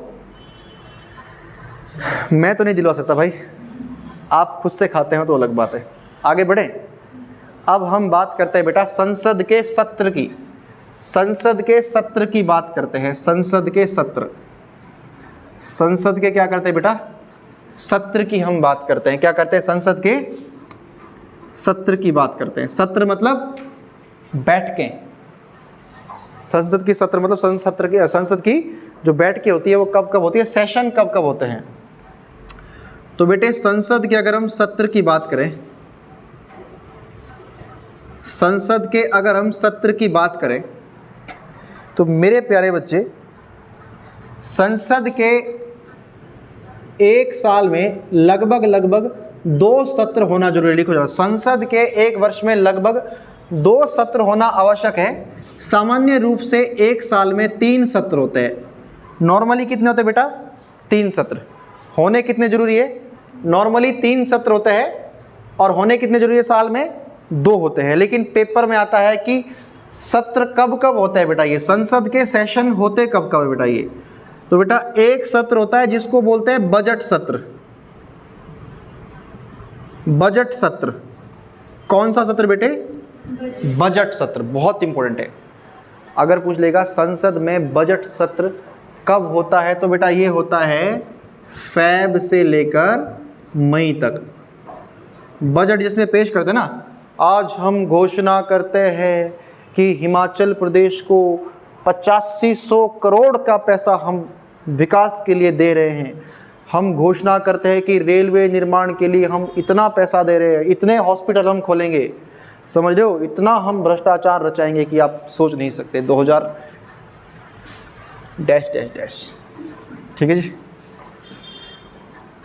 डेट का नाम लूँगा तो फिर हमारे शासनकाल के बारे में बोल रहे भाई, आगे बहुत देखते हैं, समझ रहे हो। एक बार मैंने बनाई थी वीडियो ना, काफ़ी टाइम पहले की बात है, कि भाई ऐसा ऐसा चल रहा है। तो मुझे किसी ने फ़ोन किया, यार पार्टी पर ऐसी वीडियो तो मत बनाओ यार, ऐसा ऐसा कर। यार मैं कहा हम तो एजुकेटर लोग हैं, मैं क्या, हम 1 साल पहले की बात शायद, हम में क्या किसी पार्टी के ऊपर फोकस थोड़ी कर रहे हैं, हम तो एक टॉपिक करवा रहे हैं और उस टॉपिक में चीज़ें आ रही है तो हम बच्चों को इंटरलिंक करके बता रहे हैं, हम थोड़ी ना फोकस कर रहे हैं। और प्रैक्टिकली बता जाए तो बच्चों को याद है, वरना आप पढ़ाने आ जाओ यहाँ पर, आप पढ़ा लो। समझ रहे हो आप कैसे पढ़ा रहे हो? रटवाना ही हर चीज़ नहीं होती बेटा। रटवाने के लिए हम लोग थोड़ी यहाँ पे, रटवाने के लिए किताबें पढ़ो आप घर पे, रटवाने के लिए है क्या हम लोग यहाँ पर? नहीं, हमें तो आपको समझाना है बेटा, समझ रहे हो? अब अगर आपको रटना ही होता, समझ लो, अगर आपको रटना ही होता तो आपके पास दुनिया भर की किताबें हैं, किताबों से पढ़ो। जब आपको किताबों से समझ नहीं आया, तो आपने गूगल पे सर्च किया, गूगल की भाषा आपको समझ नहीं आया, आपने क्या किया, आपने यूट्यूब पे सर्च किया, यूट्यूब पे आपको वीडियो मिल गई, उसने आपको पूरा का पूरा समझाया। फिर आपने कमेंट में लिखा सर मुझे ये डाउट है बता दीजिए, उसने आपका रिप्लाई दिया, थोड़ी देर बाद रिप्लाई आया समवन लाइक योर कमेंट, लेकिन आपके सवाल का जवाब नहीं मिला। फिर आप कोचिंग सेंटर आ रहे हैं और कोचिंग सेंटर में भी आपको समझ नहीं आ रहा है, यहाँ हम आपको किताबी लैंग्वेज रटवाए जा रहे हैं। तो बेटा फिर क्या फ़ायदा आपका यहाँ पढ़ने का? हमारा काम क्या है? आपको आसान से आसान चीज़ें क्या डिलीवर करना, ताकि आपको अच्छे समझ आ जाए। और यहाँ भी समझ नहीं आएगा फिर बेटा कहीं समझ नहीं आ सकता, क्योंकि आप डाउट नहीं पूछेंगे तो गलती किसकी है? आपकी गलती है भारती जी, ठीक है जी। दूसरा सत्र होता है बेटा मानसून सत्र। ये होता है बेटा कब से कब तक बताइए जी? ये कब से कब तक होता है जी? ये होता है मेरे प्यारे बच्चे जुलाई से सितंबर तक। मानसून सत्र कब से कब तक होता है? जुलाई से सितंबर तक। और तीसरा कौन सा है बेटा? है जी, तीसरा कौन सा होता है बताइए जी? तीसरा कौन सा होता है? तीसरा होता है शीतकालीन सत्र। शीतकालीन सत्र, शीतकालीन सत्र ये होता है बेटा नवंबर दिसंबर में। लेकिन कम से कम 2 तो होने चाहिए ना, ऐसा थोड़ी हो कि एक ही आवे, एक में आवेगा दूसरे में नहीं आवेगा। आना थमनु सारे में पड़ेगा बेटे, है ना? तभी तो महीने के खटाखट 1,24,000 मिल रहा है। आने जाने का खर्चा अलग, दूसरे मजे अलग, लूटखोरी अलग, समझ रहे हो? बताइए जी, ये 3 सत्र है, पता होने चाहिए, डन कर लेंगे। अब यार जब संसद की बैठकें होती है, जब ये तीनों बैठकें होती है, चाहे ये हो रही हो, चाहे ये हो रही हो, चाहे ये हो रही हो, जब संसद की तीनों बैठकें हो रही हो बेटा, इस समय जो है बहुत अलग अलग एक्टिविटीज होती है। हम नॉर्मली बोलते हैं यार ये क्वेश्चन पूछ रहा है, लेकिन संसद में उसको क्वेश्चन नहीं बोलेंगे, संसद की भाषा में उसको, संविधान की भाषा में उसके लिए कुछ और कहा गया है, प्रश्नकाल। समझ रहे हो? इस तरह के शब्द जैसे स्थगन प्रस्ताव, सदन में मतदान, तारांकित, अतारांकित, ये सारे प्रश्नों का प्रयोग होता है। समझ रहे हो? तो बेटा जैसे ही संसद की जो है सत्र शुरू होता है बेटा, संसद का जो सत्र शुरू होता है बेटा, उसमें क्या होता है? एक शब्द प्रयोग होता है बेटा, प्रश्नकाल। क्या होता है? प्रश्नकाल। मान लीजिए संसद का सत्र शुरू हो चुका है, संसद का सत्र शुरू हो चुका है, मान लीजिए संसद का क्या हो चुका है? सेशन शुरू हो चुका है, सत्र शुरू हो चुका है। अब सत्र शुरू हो चुका है और हुआ कितने बजे होता है बेटा? मेनली 11 बजे शुरू होता है और ये 1 घंटे तक चलता है, 12 घंटे तक, 12 बजे तक, 11 से 12 तक चलता है ये। इसी को बोलते हैं बेटा प्रश्नकाल। प्रश्नकाल कितने से कितने बजे चलता है? 11 से 12 बजे तक। इसमें क्या होता है? विपक्षी लोगों के जो है मंत्रियों से सवाल उठाएंगे, आपकी सरकार ने क्या किया, आपकी सरकार ऐसा क्यों कर रही है, आपकी सरकार ये क्यों कर रही है, आपकी सरकार ने इतना घोटाला किया, आपकी सरकार ऐसा कर रही है। ये किस में होगा? सारा का सारा ये प्रश्नकाल में होगा। किस में होगा? प्रश्नकाल में। अगर पूछ लेगा संसद के सत्र का पहला घंटा क्या कहलाता है? प्रश्नकाल। ये कब से कब तक होता है? 11 से 12 तक। इसमें क्या होता है? धमाकेदार लड़ाई होती है। देखो संसद में लड़ाई चलती है, जैसे अभी लड़ाई चली थी राहुल गांधी और उसकी हिमाचल से अनुराग ठाकुर की, संविधान संविधान संविधान कहते हैं। राहुल गांधी क्या करता है? संविधान की किताब लेके घूमता है, ऐसे ना, जैसे मान लो ये संविधान है, क्या करेगा राहुल गांधी, ऐसे संविधान की ऐसे छुपा करेगा। राहुल गांधी क्या करेगा, ऐसे ये टेबल पर संविधान की किताब लेके घूमेगा ऐसे, और जैसे ही बोलेगा क्या बोलेगा, इस संविधान को बदल देंगे, ये जो संविधान है इसको बीजेपी इसको बदल देगी, ऐसा दिखाएगा ऐसे, ये संविधान है, ये देखिए ये संविधान है, ये हमारी किताब है, इस संविधान में हम इसकी पूजा करते हैं, हमारी पार्टी ने इसको बचाने के लिए दुनिया भर के काम किए हैं। करता है ना ऐसी हरकतें, हमारा संविधान है, आज हमारे संविधान को मोदी जी डुबा देंगे, ऐसे दिखाता है। अनुराग ठाकुर ने लिखा, ये जो महाशय क्या संविधान संविधान संविधान कहते हैं, बताइए जरा संविधान में कितने पन्ने होते हैं, बताइए। वो करा वीडियो वायरल नहीं बता संविधान में कितने पन्ने होते हैं, चुप, साइलेंट, नायक फिल्म की तरह, अमरीश पुरी की तरह साइलेंट, चुप हो गया। बता कितने पन्ने होते हैं, चुप। अबे ढक्कन 251 पन्ने होते हैं, समझ रहे हो। तो ऐसा होता है बेटा पार्लियामेंट में, समझ रहे हो, ये प्रश्नकाल में सारी बहस होती है, समझ रहे हो। तो ऐसा नहीं होना चाहिए, ठीक है। अच्छा सुनो मेरी बात, अब प्रश्नकाल के बाद शुरू होता है बेटे शून्यकाल। क्या होता है शून्यकाल, क्या होता है बेटे शून्यकाल, क्या होता है बेटा शून्यकाल। तुम मुझे अंदर करवा के मानोगे हैं। प्रश्न के काल के बाद क्या होता है शून्यकाल, क्या होता है शून्यकाल। अच्छा शून्यकाल में क्या होता है, नया ग्लेशियर पढ़ ले बेटे हैं। प्रश्न काल के बाद क्या होता है शून्यकाल। शून्यकाल में क्या होता है, शून्यकाल में क्या होता है, इसमें प्रश्न तो करते हैं लेकिन प्रश्न कैसे करेंगे, अब इसमें आपस में नहीं लड़ेंगे। मैं हिमाचल से हूँ, मैं सिरमौर से हूँ, माननीय महोदय जी मैं सिरमौर से हूँ, मैं हिमाचल के सिरमौर से हूँ, मेरे सिरमौर ज़िले में ये समस्या है। अब ये नहीं बोलेंगे सरकार क्या करिए, बोलेंगे मेरे सिरमौर ज़िले में ये समस्या है, इस तरह की बहुत भारी दिक्कत आ रही है, सड़कें नहीं है, सड़कें ठीक से नहीं है, पिछड़ा हुआ क्षेत्र है, पिछड़े हुए क्षेत्र के लिए बजट चाहिए, हेलीपैड बनाना है, यहाँ पर स्वास्थ्य की सुविधाएं नहीं है, कॉलेज का बच्चों के लिए प्रावधान नहीं है। हमारा आपसे रिक्वेस्ट है कि आप जो है कुछ इस विषय में सोचें। ये होता है बेटा शून्यकाल, और ये बेसिकली बेटा 12 से 1 बजे तक चलता है ये शून्यकाल, जिसमें ये सारी चीज़ होती है। समझ रहे बेटा, बताइए जी, बताइए जी, डन। अच्छा अब बात करते हैं, सदन में वोटिंग भी होती है, पता है आपको, सदन में मतदान भी होता है आपस में। ये नहीं कि जब चुनाव हो रहा है तभी मतदान हो रहा है, सदन में मतदान भी होता है। और मतदान जो है ध्यान रखना है, लोकसभा स्पीकर सदन में मतदान नहीं कर सकता, वो तभी मतदान करेगा अगर वोट बराबर हो गए हैं, वो तभी मतदान करेगा अगर वोट बराबर हो गए हैं। मान लीजिए 50% लोगों ने ये कहा कि 50% लेकिन निर्णय नहीं है, फिर वो अपना निर्णय लेगा, उसको बोलते हैं निर्णायक मत। अगर पूछ लेंगे लोकसभा अध्यक्ष का मत कैसा होता है, लोकसभा अध्यक्ष का मत होता है निर्णायक मत। कैसा होता है, लोकसभा अध्यक्ष का पद होता है निर्णायक मत। अच्छा ऐसा क्या होता है बेटा, देखो होता क्या है। अब लोकसभा अध्यक्ष बोलेगा कि भाई कोई मुद्दा उठेगा, कोई मुद्दा है, मान लीजिए पंजाब किसान आंदोलन का मुद्दा है, कोई मुद्दा उठेगा, कोई भी मान लो आप लोग, कोई मुद्दा उठेगा, और मुद्दा उठने पर क्या हो जाएगा, मुद्दा उठने पर क्या हो जाएगा बेटा, बेसिकली क्या हो जाएगा, वो जो है लोकसभा अध्यक्ष कहेगा कि आप दोनों सदन जो है इस पर विचार कीजिए, दोनों सदन क्या कीजिए, इस पर विचार कीजिए। थोड़ी देर का समय देगा कि दोनों सदन क्या करो, इस पर विचार करो। जब दोनों सदन उस पर विचार कर लेंगे, जब दोनों सदन उस पर विचार कर लेंगे आपस में, तो कुछ लोग उसके पक्ष में होंगे, कुछ लोग विपक्ष में होंगे।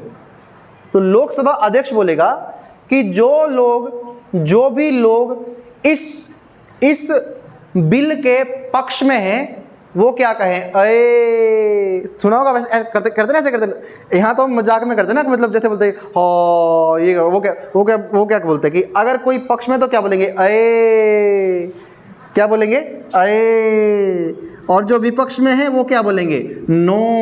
क्या बोलेंगे, नो। जो पक्ष में है वो क्या बोलेंगे, अरे। अभी जेपी नड्डा का एक वायरल हुआ था, देखा था आपने।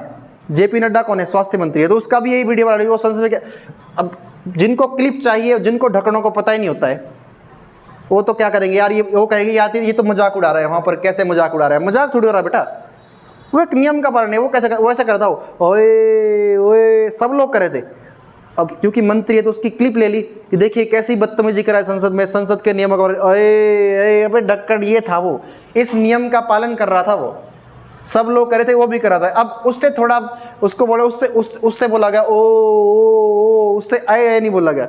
यही चीज़ चल रही थी यार, ये लोगों ने इसको गलत ले लिया, समझ रहे हो। तो ये संसद की कार्यवाही का एक तरीका है कि अगर जो बिल के पक्ष में होता है वो लोकसभा अध्यक्ष बोलता है कि जो बिल के पक्ष में वो क्या बोले अये, और जो विपक्ष में वो क्या बोले नो। और थोड़ी देर बाद अगर उसको लगता है कि भाई कुछ लोग यस कहे कुछ लोग नो कहे, तो जिस भी स्थिति अगर यस वाले होंगे तो लोकसभा अध्यक्ष बोलेगा मुझे ऐसा लगता है कि शायद यस वाले ज़्यादा है, या बोलेगा मुझे ऐसा लगता है कि शायद नो के पक्ष में ज़्यादा है। अगर फिर से उसके प्रश्न को चुनौती मिलती है, लोग अगर जनता बोलती है, मतलब अगर सदन के सदस्य बोलते हैं कि भाई नहीं सर ऐसा नहीं हो सकता, कुछ लोग विरोध कर रहे हैं, तो वो क्या बोलेगा, वो अब वोटिंग डालो, अब वोट दो और वोटिंग डालो, और वोटिंग के आधार पर जैसा रहेगा फिर उस बिल को क्या कर देंगे, पास कर देंगे। बात समझो। तो ये इलीगल नहीं होता है बेटा, ये ऐसा ही होता है। जैसे करते ना ओए ओए ओए, तो मतलब ये सोचना चाहिए मजाक उड़ा रहे हैं, ऐसा ये लोग मैच्योर होते हैं, ये ऐसे काम नहीं करेंगे। बात समझ आएगी नहीं। यही दूसरी चीज़ आप यहाँ से समझने की कृपा करें। क्या समझने की कृपा करें कि 3 चीज़ें हमारे संविधान में होती है। टाइम क्या हुआ?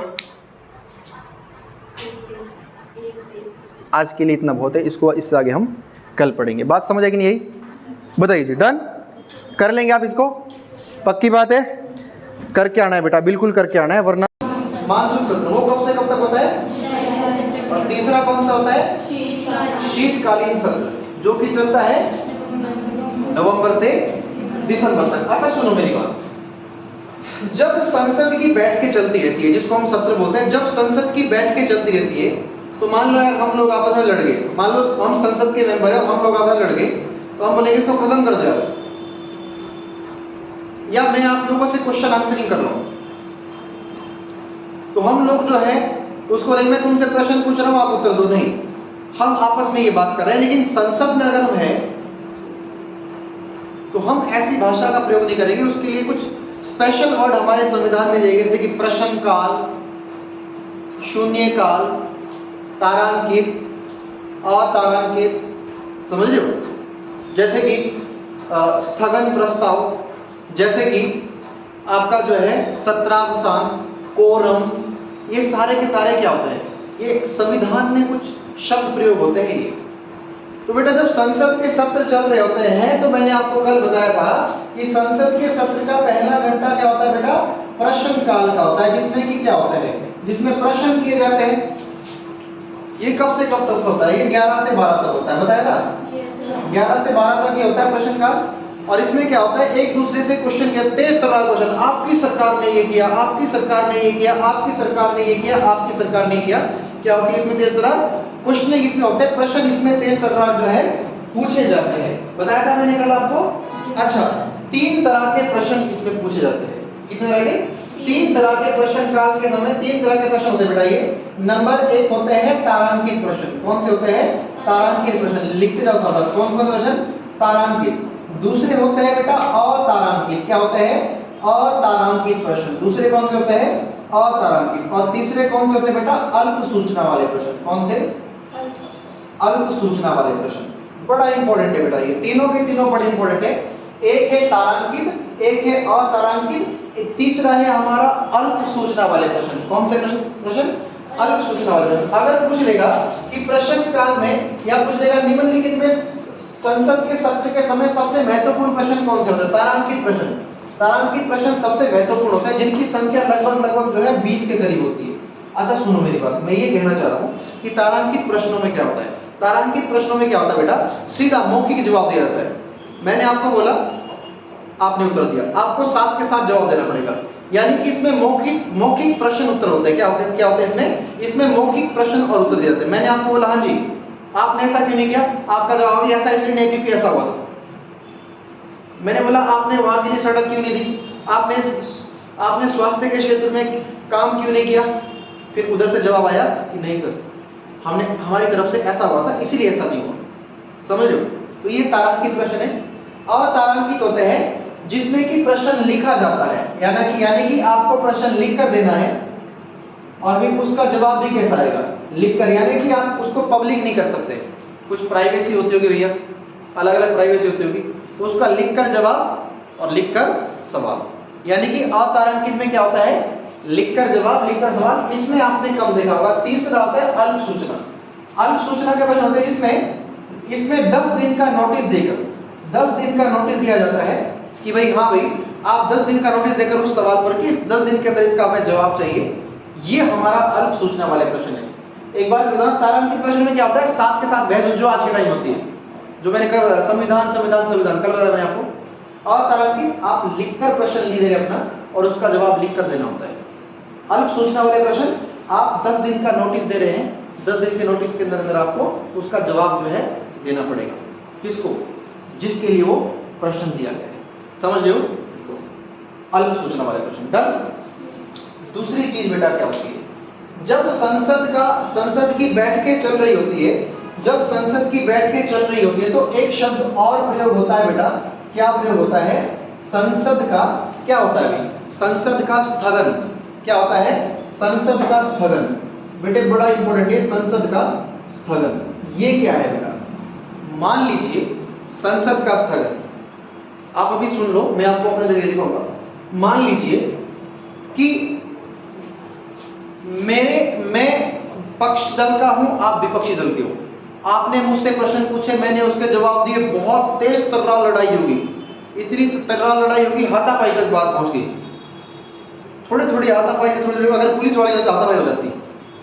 मैंने अंजलि के बाल फाड़ दिए, इसने आते ही मेरा माइक फाड़ दिया यहाँ से, ठीक है जी, मेरा टेबल से जो कागज है उनको उखाड़ चल, नेता बन रहा है। तो मतलब क्या है, मतलब क्या है कि बहुत तेज लड़ाई होगी। अब लड़ाई होगी तो लोकसभा अध्यक्ष क्या करेगा, कुछ घंटों के लिए, कुछ सप्ताह के लिए, कुछ दिनों के लिए संसद की बैठकों को बंद कर देगा। ठीक है जी, तो लिखो जरा, संसद का स्थगन कुछ घंटे के लिए, कुछ दिन के लिए या कुछ सप्ताह के लिए बैठकें बंद की जाती है या बैठकें स्थगित की जाती है। स्थगन का मतलब होता है बंद करना, बैठकें बंद की जाती है कुछ सप्ताह के लिए, कुछ दिनों के लिए। भाई ये पेपर में आता है संसद का स्थगन क्या है, तो स्टेटमेंट में अच्छे लेवल में आएगा एचएस वगैरह में कि संसद का स्थगन निम्नलिखित में से इसका अर्थ क्या है। तो इसका अर्थ है कि कुछ सप्ताह के लिए, कुछ दिनों के लिए संसद की बैठक को क्या कर देना, बंद कर देना, समाप्त कर देना कुछ बैठक के लिए। एक चीज बेटा और पॉपुलर है, वो है सत्रावसान। अच्छा, संसद का स्थगन कौन कर सकता है बेटा, लोकसभा अध्यक्ष। संसद का स्थगन कौन कर सकता है, लोकसभा अध्यक्ष, बहुत इंपॉर्टेंट है। दूसरा है आपका सत्रावसान। ऐसी चीजें आपको बेटा कोई नहीं बताया, क्योंकि ये चीजें पढ़ने के लिए ना बड़ा तगड़ा स्ट्रगल करना पड़ेगा आपको। सत्रावसान, अब ये सत्रावसान क्या होता है भाई, लड़ाई इतनी ज्यादा होगी कि ऑफिस तोड़ दिया, पूरा संसद तोड़ ताड़ के खत्म कर दिया। अब उसको बनाना पड़ेगा यार, काम करें आप। लड़ाई इतनी ज्यादा होगी, लड़ाई 1-2 दिन में नहीं सुलझेगी। मान लीजिए क्या चल रहा है, मान लीजिए बजट सत्र चल रहा है। क्या चल रहा है, बजट सत्र चल रहा है। और ये, या मान लीजिए आप लोग शीतकालीन सत्र चल रहा है जो नवंबर-दिसंबर चलता है, और उस समय इतनी लड़ाई हो रही कि रोज की रोज लड़ाई, यार ये रोज की रोज तगड़ी लड़ाई हो रही है आपस में, बहस करे, लड़ाई करे। लोकसभा स्पीकर की भी नहीं सुन रहे जो वहां बैठा है। तो लोकसभा स्पीकर, तो राष्ट्रपति क्या कर देगा, राष्ट्रपति के पास ये बात पहुंचेगी, राष्ट्रपति क्या करेगा, पूरे के पूरे सत्र को ही स्थगित कर देगा। तो जब पूरे के पूरे सत्र का ही स्थगन होता है तो उसको क्या बोलते हैं, सत्रावसान। लिखो जरा, सत्रावसान केवल राष्ट्रपति कर सकता है।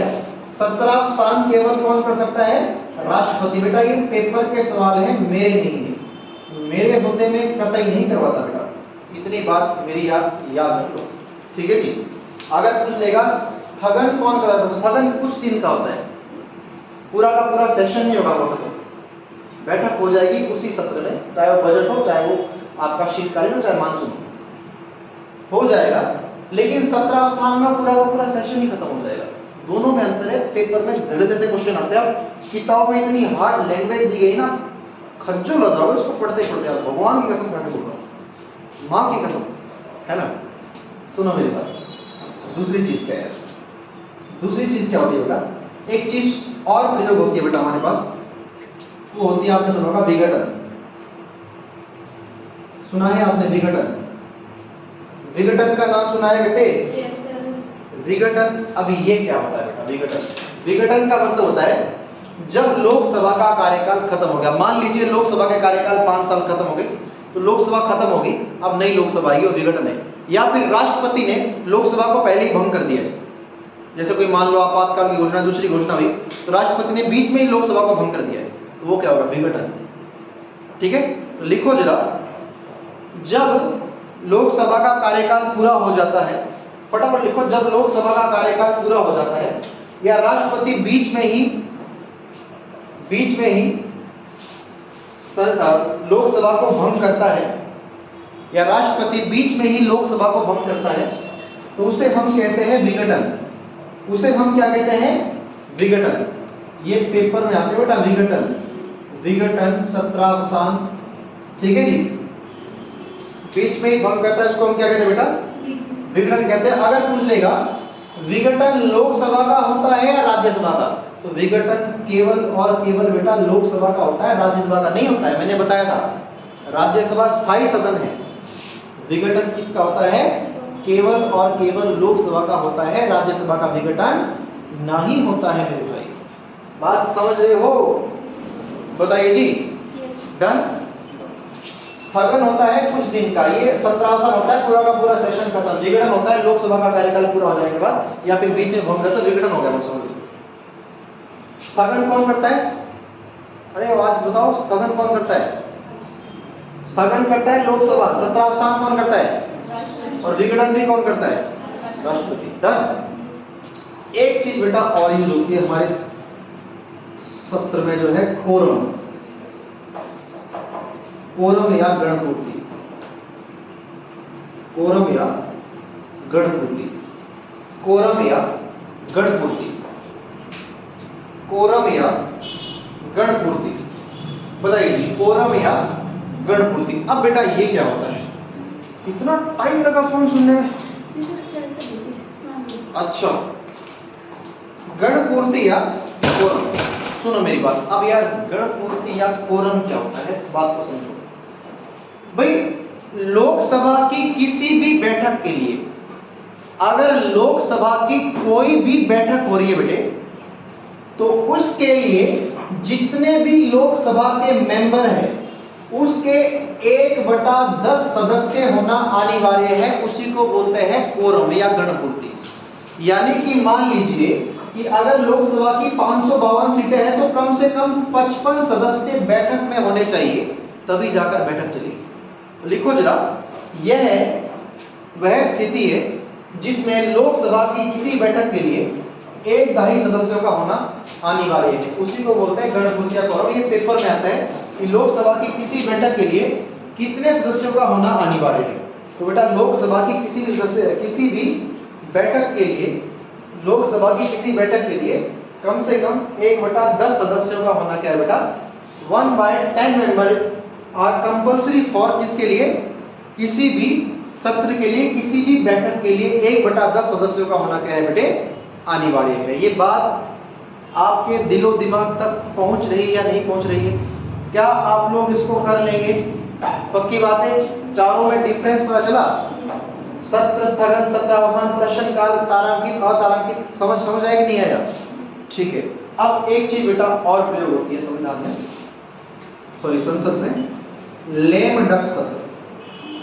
लेम डक सत्र, लेम डक सत्र। अभी समझो, मान लीजिए अब नई लोकसभा बन रही है, मान लीजिए अभी इलेक्शन हुआ, 2024 में इलेक्शन हुआ, और 2024 में इलेक्शन होने पर जो है, जो पहले जीते थे मेंबर, जो लोकसभा में पहले मेंबर जीते थे, जो लोकसभा में पहले मेंबर जीते थे, उनमें से मान लीजिए लोकसभा के 100 मेंबर जीत गए थे, ठीक है जी, और 100 या मान लो 552 मेंबर लोकसभा के, 552 में से 50 मेंबर हार गए। अब 502 मेंबर तो ये चुने जाएंगे, 552 में से 502 तो चुने जाएंगे, 50 मेंबर ये नहीं चुने जाएंगे। समझ रहे हो? क्योंकि ये जीते ही नहीं। तो नई लोकसभा के गठन से पहले पुराने लोकसभा सदस्य जो कि नई लोकसभा के लिए नहीं चुने गए हैं उसी को बोलते हैं लेम डक सत्र। क्या बोलते हैं? लेम डक सत्र। खैर आपको इसको लिखने की जरूरत नहीं है, आप लिख सकते हैं कि जो लोकसभा सदस्य नई लोकसभा के लिए निर्वाचित नहीं है उसको बोलते हैं लेम डक सत्र। जो लोकसभा सदस्य नई लोकसभा के लिए निर्वाचित नहीं हुए हैं उसको क्या बोलते हैं? उसको बोलते हैं बेटे लेम डक सत्र। क्या बोलते हैं? लेम डक सत्र। बताइए, डन? कोई दिक्कत? बताइए, बताइए ना। नाराज है क्या हमसे? नाराज है क्या हमसे? हमने तो कुछ लिखा बेटा आपको। आ जाइए आगे बढ़ते हैं। यार संसद में कुछ प्रस्ताव भी रखे जाते हैं। अब आप बोलेंगे सर ये प्रस्ताव क्या है? मान लीजिए यार संसद की कार्यवाही के समय प्रस्ताव, मान लीजिए यार मेरे क्षेत्र में कोई कमी है, मान लीजिए मेरे क्षेत्र में कोई उद्योग नहीं है, मेरे क्षेत्र में स्वास्थ्य की कमी है, हॉस्पिटल नहीं है, तो मैं स्वास्थ्य मंत्री से खड़ा होकर उनके सामने एक प्रस्ताव रखूंगा, एक बात कहूंगा कि मेरे क्षेत्र में जी हॉस्पिटल नहीं है, लोगों को स्वास्थ्य की सुविधाओं के लिए यहाँ भटकना पड़ता है, कई बार तो बहुत लोगों के रास्ते में भी मृत्यु हुई है, भगवान करे ऐसा ना हो, लेकिन ऐसा अगर होगा तो मैं क्या कर रहा हूं, अपनी बात को उस मंत्री के सामने रख रहा हूं। तो मेरा ये प्रस्ताव है, मेरा ये मसौदा है, इसी को बोलते हैं बड़े प्रस्ताव। तो प्रस्ताव, खैर ऐसे प्रस्ताव तो कम जाते हैं, आजकल तो विरोध तकड़े होते हैं, तो प्रस्ताव आजकल अलग अलग टाइप के जाते हैं। जैसे कि नंबर लिखेंगे आप लोग, अविश्वास प्रस्ताव। अविश्वास प्रस्ताव, अब ये क्या होता है बेटा? अविश्वास प्रस्ताव क्या होता है? मेरे प्यारे बच्चों, विरोधी दल के नेता क्या करेंगे? विरोधी दल के नेता क्या करेंगे?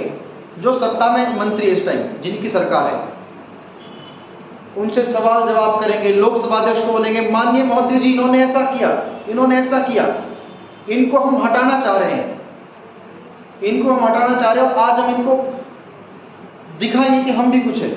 यानी कि जब उनको हटाने की कोशिश करते ना, तो फिर 50 मेंबर के हस्ताक्षर होने चाहिए। कितने वर्ग के? 50% मेंबर के हस्ताक्षर होने चाहिए विपक्षी दल के, चाहे वो पक्ष दल के। मान लो लोकसभा की 552 सीटें, अगर हमें मोदी सरकार हटाना है, लोकसभा की 552 सीटें, उसमें से 552 अगर हम हटा दें तो कितने बचे बेटा? 552 सीटों में से अगर हम कटौती करें 275 के लगभग, 275 लोगों के सिग्नेचर चाहिए, तब जाकर सरकार हटेगी। उसको बोले कि हमने अविश्वास प्रस्ताव रखा था।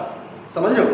यानी कि अगर हमें किसी सरकार को हटाना है तो हम लोकसभा अध्यक्ष के सामने वो प्रस्ताव रखेंगे, हमें इनको हटाना है, उसी को अविश्वास प्रस्ताव बोलते हैं। आप सिंपल लिखो, अविश्वास प्रस्ताव के लिए 50%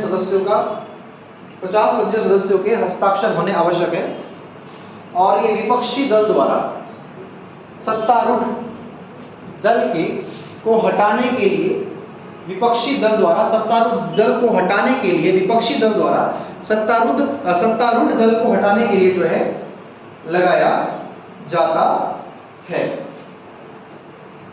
लिख लिया जी बेटे? एचएस का पेपर हुआ था अभी लेटेस्ट, पिछले साल। तो एचएस के पेपर में आया था स्थगन प्रस्ताव क्या है? स्थगन प्रस्ताव। तो अगला प्रस्ताव बेटे स्थगन प्रस्ताव क्या है? स्थगन प्रस्ताव। अब ये स्थगन प्रस्ताव बेटा क्या है? स्थगन प्रस्ताव क्या है? सुनो मेरी बात ध्यान से। स्थगन प्रस्ताव बेटा क्या है? मान लीजिए बहुत बहस हो गई है मेरे और आपके बीच, मैंने बोला कि मेरे क्षेत्र में ये मुद्दा है। मान लीजिए आप कोई उदाहरण ले लीजिए, मान लीजिए कोई पॉपुलर आज के टाइम में उदाहरण ले लीजिए आप लोग। मान लीजिए सिरमौर क्षेत्र है, और सिरमौर क्षेत्र का जो हाटी क्षेत्र है उसको एसटी बनाने की घोषणा की जा रही है, और इसको चलते हुए संसद में बहुत बहस चल रही है, बहुत बहस चल रही है। इतनी बहस चल रही है कि पूरे के पूरे देश का ध्यान इस पर आकर्षित है, और सरकार इस पर निर्णय नहीं ले पा रही है, रोज बहस हो रही है। तो किसी अविलंबनीय मामले, जिसमें विलंब नहीं होना चाहिए, अविलंबनीय मामलों की तरफ सरकार का ध्यान केंद्रित करने के लिए कुछ समय के लिए संसद का संसद की बैठक को बंद किया जाता है, स्थगन, कुछ समय के लिए, कुछ घंटे के लिए संसद की बैठकों को स्थगित किया जाता है, उसको बोलते हैं स्थगन प्रस्ताव। लिखो जरा, अविलंबनीय मामलों के प्रति सरकार का ध्यान आकर्षित करने के लिए यह प्रस्ताव पेश किया जाता है। अविलंबनीय मामलों को, पीने का पानी है में से कोई, ये पीने का पानी कैसे पता, देख लो बेटे,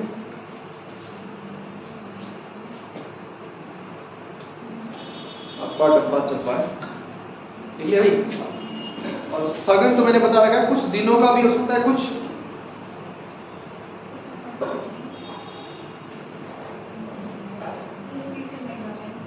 अविलंबनीय मामलों के प्रति सरकार का ध्यान आकर्षित करने के लिए संसद का कुछ समय के लिए स्थगन किया जाता है।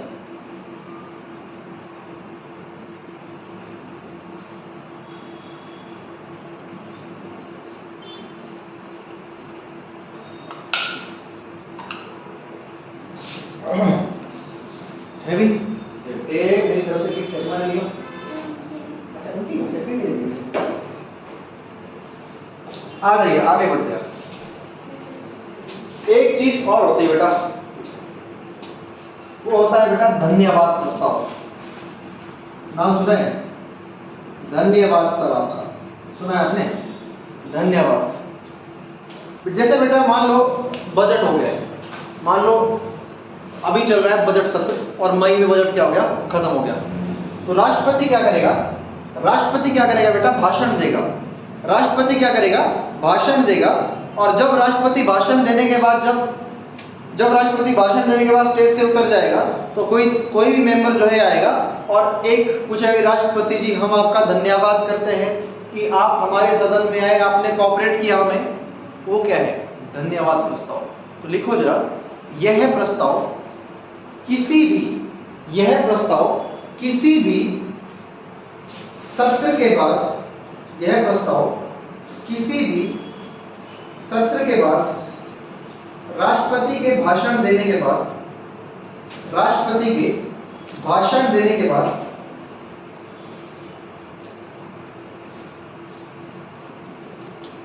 राष्ट्रपति के अभिवादन के लिए दिया जाता है। राष्ट्रपति के अभिवादन के लिए दिया जाता है। किसके लिए दिया जाता है? राष्ट्रपति के अभिवादन के लिए दिया जाता है। ठीक है जी, राष्ट्रपति के अभिवादन के लिए दिया जाता है। ठीक है जी, बताइए, पक्की बात है? पक्की बात है, बहुत बढ़िया बेटा, बहुत जबरदस्त। अब सुनो मेरी बात मेरे प्यारे भाई साहब। एक और होता है बेटा ध्यानाकर्षण प्रस्ताव।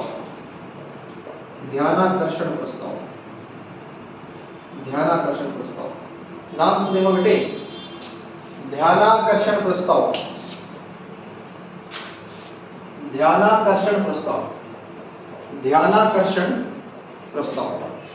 अब ये क्या होता है? किसी देश के किसी महत्वपूर्ण मुद्दे के प्रति सरकार के ध्यान को आकर्षित करने के लिए जो प्रस्ताव भेजता है वो ध्यानाकर्षण। आप समझ रहे हो? ध्यान आकर्षित करना, समझ रहे हो? इसका मतलब ध्यान आकर्षित कर रहे हैं। नाम से कि संसद जो है क्या करती है? सरकार का ध्यान आकर्षित करती है। कोई महत्वपूर्ण मुद्दा जैसे कोरोना आना है, आपातकाल वगैरह, कैसे करना है, क्या करना है भाई? एक निंदा प्रस्ताव भी होता है। निंदा प्रस्ताव क्या होता है? जब विपक्षी दल के द्वारा क्या की जाती है? सरकार की निंदा की जाती है कि आप ऐसा कर रहे। अब ऑब्वियस सी बात है, निंदा तो करेगा भाई, ऑपोजिट है। बीजेपी कांग्रेस की निंदा करेगी, कांग्रेस बीजेपी की निंदा करेगी। अब राहुल गांधी इतना अच्छा इंसान है, मतलब राहुल गांधी के जो विचार है अगर आप ध्यान से सुनेंगे ना तो बहुत गहराई है विचारों में, लेकिन राहुल गांधी जी को लोगों ने बदनाम कर रखा है। अब वो कोई बात बोलेंगे तो उसको बीच से क्लिप कट करके जो है क्या कर देंगे? बीच से क्लिप कट के उसकी मीम क्या बना देंगे? मीम बना देंगे। लेकिन विचार इतने अच्छे होते हैं, मतलब देखना कभी आप, विचार उनके बहुत अच्छे हैं, गहराई है विचारों में। लेकिन क्या करें, ठहराव नहीं है। ठहराव भी है तो क्या करें, उस ठहराव को जो है कॉमेडी में बदल दें लोग। ठीक है, जैसे कोई बात कह रहे होते थे, एक बात उन्होंने कही, आलू डालकर देश का सोना निकाल देंगे। उस बात में कोई कॉन्सेप्ट था, किसी ने मजाक ले देखो राहुल गांधी आलू डालने का सोना निकलेगा, समझ लो।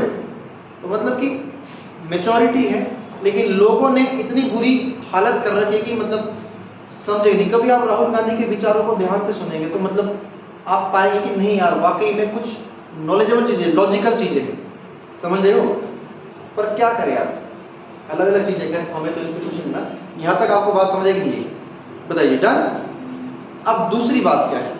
दूसरी बात बेटा, अगर आपसे पूछ लेगा कि लोकसभा किसके प्रति उत्तरदायी होती है, सॉरी मंत्री परिषद किसके प्रति उत्तरदायी होती है, अगर आपसे पूछ लेगा कि मंत्री परिषद किसके प्रति उत्तरदायी होती है, तो बेटे मंत्री परिषद केवल और केवल, ये थे प्रस्ताव कुछ, मंत्री परिषद जो है, मंत्री परिषद अगर आपसे पूछ लेगा कि मंत्री परिषद किसके प्रति रिस्पॉन्सिबल उत्तरदायी होती है, तो मंत्री परिषद बेटे लोकसभा के प्रति उत्तरदायी होती है, उसको राज्यसभा से कुछ नहीं लेना देना बेटे।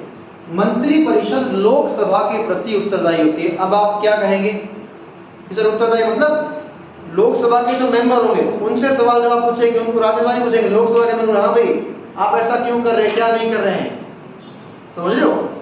मंत्री परिषद किसके प्रति उत्तरदायी है? लोकसभा के प्रति उत्तरदायी। अब आप सोच रहे होंगे सर ये मंत्री परिषद क्या है, तो बेटा दो शब्द बड़े पॉपुलर है, एक आपका मंत्री परिषद, हाँ जी बेटा मंत्री परिषद, और दूसरा कौन सा है? मंत्रिमंडल। हाँ जी बेटा, मंत्री परिषद और मंत्रिमंडल दोनों में क्या अंतर है? सुना होगा आपने, मंत्री परिषद, मंत्रिमंडल, मंत्री परिषद, मंत्रिमंडल, दोनों में क्या है? मंत्रिमंडल और मंत्री दोनों में अंतर क्या है बताओ? मंत्रिमंडल और मंत्री परिषद दोनों अलग अलग है ना, दोनों में क्या डिफरेंस है? नहीं पता है? सुनो मेरी बात। खैर ये एग्जाम में आने वाली चीज है, लेकिन पता होना चाहिए आपको कि मंत्रिमंडल और मंत्री परिषद में क्या अंतर है।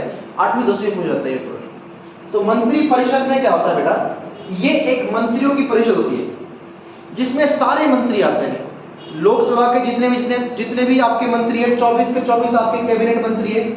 जो 24 के 24-25 जो कैबिनेट मंत्री होते हैं ना, जैसे स्वास्थ्य मंत्री, शिक्षा मंत्री और आपके उद्योग मंत्री, कोयला मंत्री, आदिवासी मंत्री, ये आते हैं मंत्री परिषद में।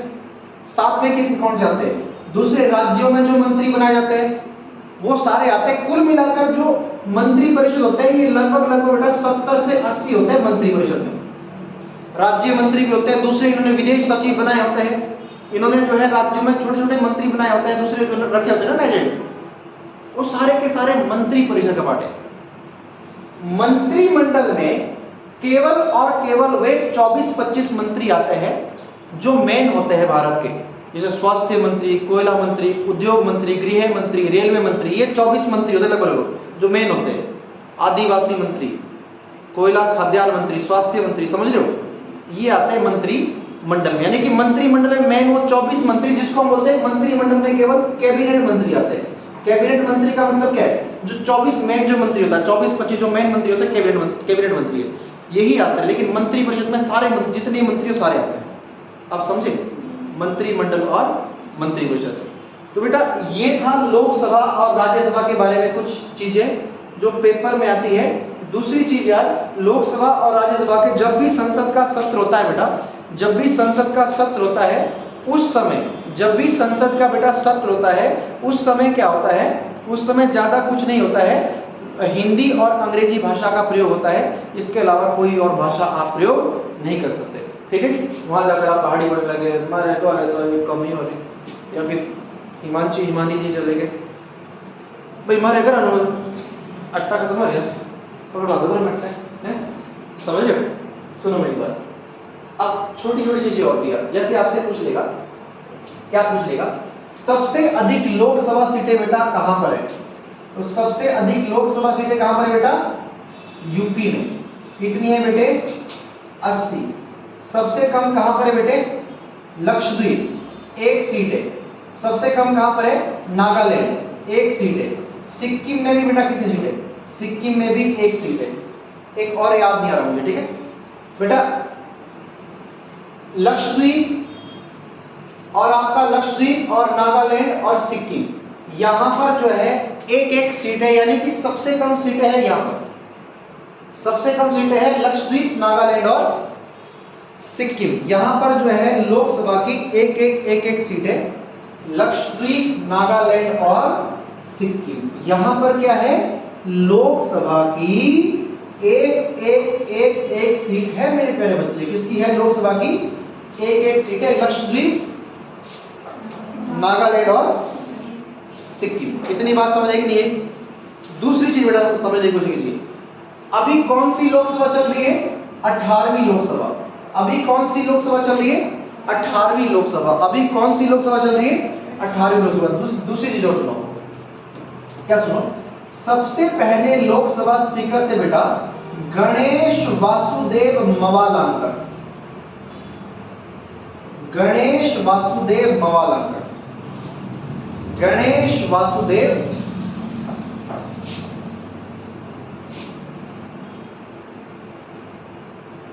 मवालांकर। गणेश वासुदेव मवालांकर। गणेश वासुदेव,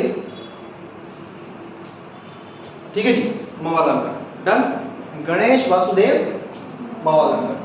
दूसरी बात क्या बेटा, सबसे पहली लेडी कौन थी बेटा? सबसे पहली लेडी कौन थी? मीरा कुमार। Very good. सबसे पहली लेडी कौन थी? मीरा कुमार। एक चीज और याद आई, जो संसद, नया संसद भवन है, अगर बोलेगा उसकी आकृति कैसी, तो त्रिकोण आकृति उसकी, नए संसद भवन की। मैं भूल गया था, पेपर में आता था त्रिकोण आकृति। अच्छा, अभी कौन है? मीरा कुमार। अच्छा, अभी पहली महिला कौन थी? मीरा कुमार। अभी कौन है बेटा? ओम बिड़ला। ओम बिड़ला। ओम बिड़ला। अभी कौन है बेटा? ओम बिड़ला। अभी कौन है? ओम बिड़ला। ठीक है जी। कोई दिक्कत आपको यहां तक आई या नहीं आई, बताइए जी मेरे प्यारे बच्चे। यहां पर हमारी लोकसभा और राज्यसभा खत्म होती है। हाँ, एक चीज और बचिए। क्या बचिए? अगर आपसे पूछ लेगा क्षेत्रफल के आधार पर सबसे बड़ा लोकसभा क्षेत्र, तो वो है बेटा लद्दाख। और सबसे छोटा अगर पूछ लेगा, सबसे छोटा कौन सा बेटा? लक्षद्वीप। सबसे छोटा है लक्षद्वीप। क्षेत्रफल के आधार पर सबसे छोटा कौन सा है? लक्षद्वीप। सबसे बड़ा कौन सा है? सबसे बड़ा है लद्दाख, सबसे छोटा है लक्षद्वीप। ये छोटी छोटी चीजें हैं जो आपको बेटा पता होनी चाहिए। ये आपको बेटा पता होनी चाहिए। एक चीज और पूछ रहे बेटा, संसद के संयुक्त अधिवेशन। संसद के संयुक्त अधिवेशन इसके बारे में किस अनुच्छेद में? संसद का संयुक्त अधिवेशन होता है बेटा अनुच्छेद 108 में बताया गया है। हालांकि आगे राष्ट्रपति वाले टॉपिक में बताऊंगा कि संसद की बैठकों को कौन बुलाता है। कौन बुलाता है? संसद की बैठकों को कौन बुलाता है? राष्ट्रपति बुलाता है। संसद की बैठकों को कौन बुलाता है बेटा? राष्ट्रपति बुलाता है। इनको 17 भी कौन करता है? राष्ट्रपति करता है। ठीक है। अगर कोई आगे की डेट भी देनी है, कौन देगा? राष्ट्रपति। ये सब हम अगले टॉपिक में पढ़ेंगे। राष्ट्रपति पावर में पढ़ेंगे, पावर ऑफ प्रेसिडेंट। बहुत इंपॉर्टेंट टॉपिक था ये। बची हुई चीजें हम राष्ट्रपति वाले टॉपिक में पढ़ेंगे। राष्ट्रपति वाले टॉपिक में बहुत कुछ सिखाऊंगा आपको कि आपातकाल था क्या। आपातकाल देश में इंदिरा गांधी के टाइम लगा था, क्यों लगा था? आपातकाल 1962 में लगा था, क्यों लगा था? राष्ट्रपति शासन क्यों लगा था? समझ रहे हो? बताइए जी। तो बेटा आपको पता होना चाहिए इन चीजों के बारे में। नहीं पता होगा दिक्कत आएगी। दिक्कत आएगी तो नौकरी नहीं लगेगी, और नौकरी नहीं लगेगी तो केले बेचने पड़ेंगे। समझ रहे हो?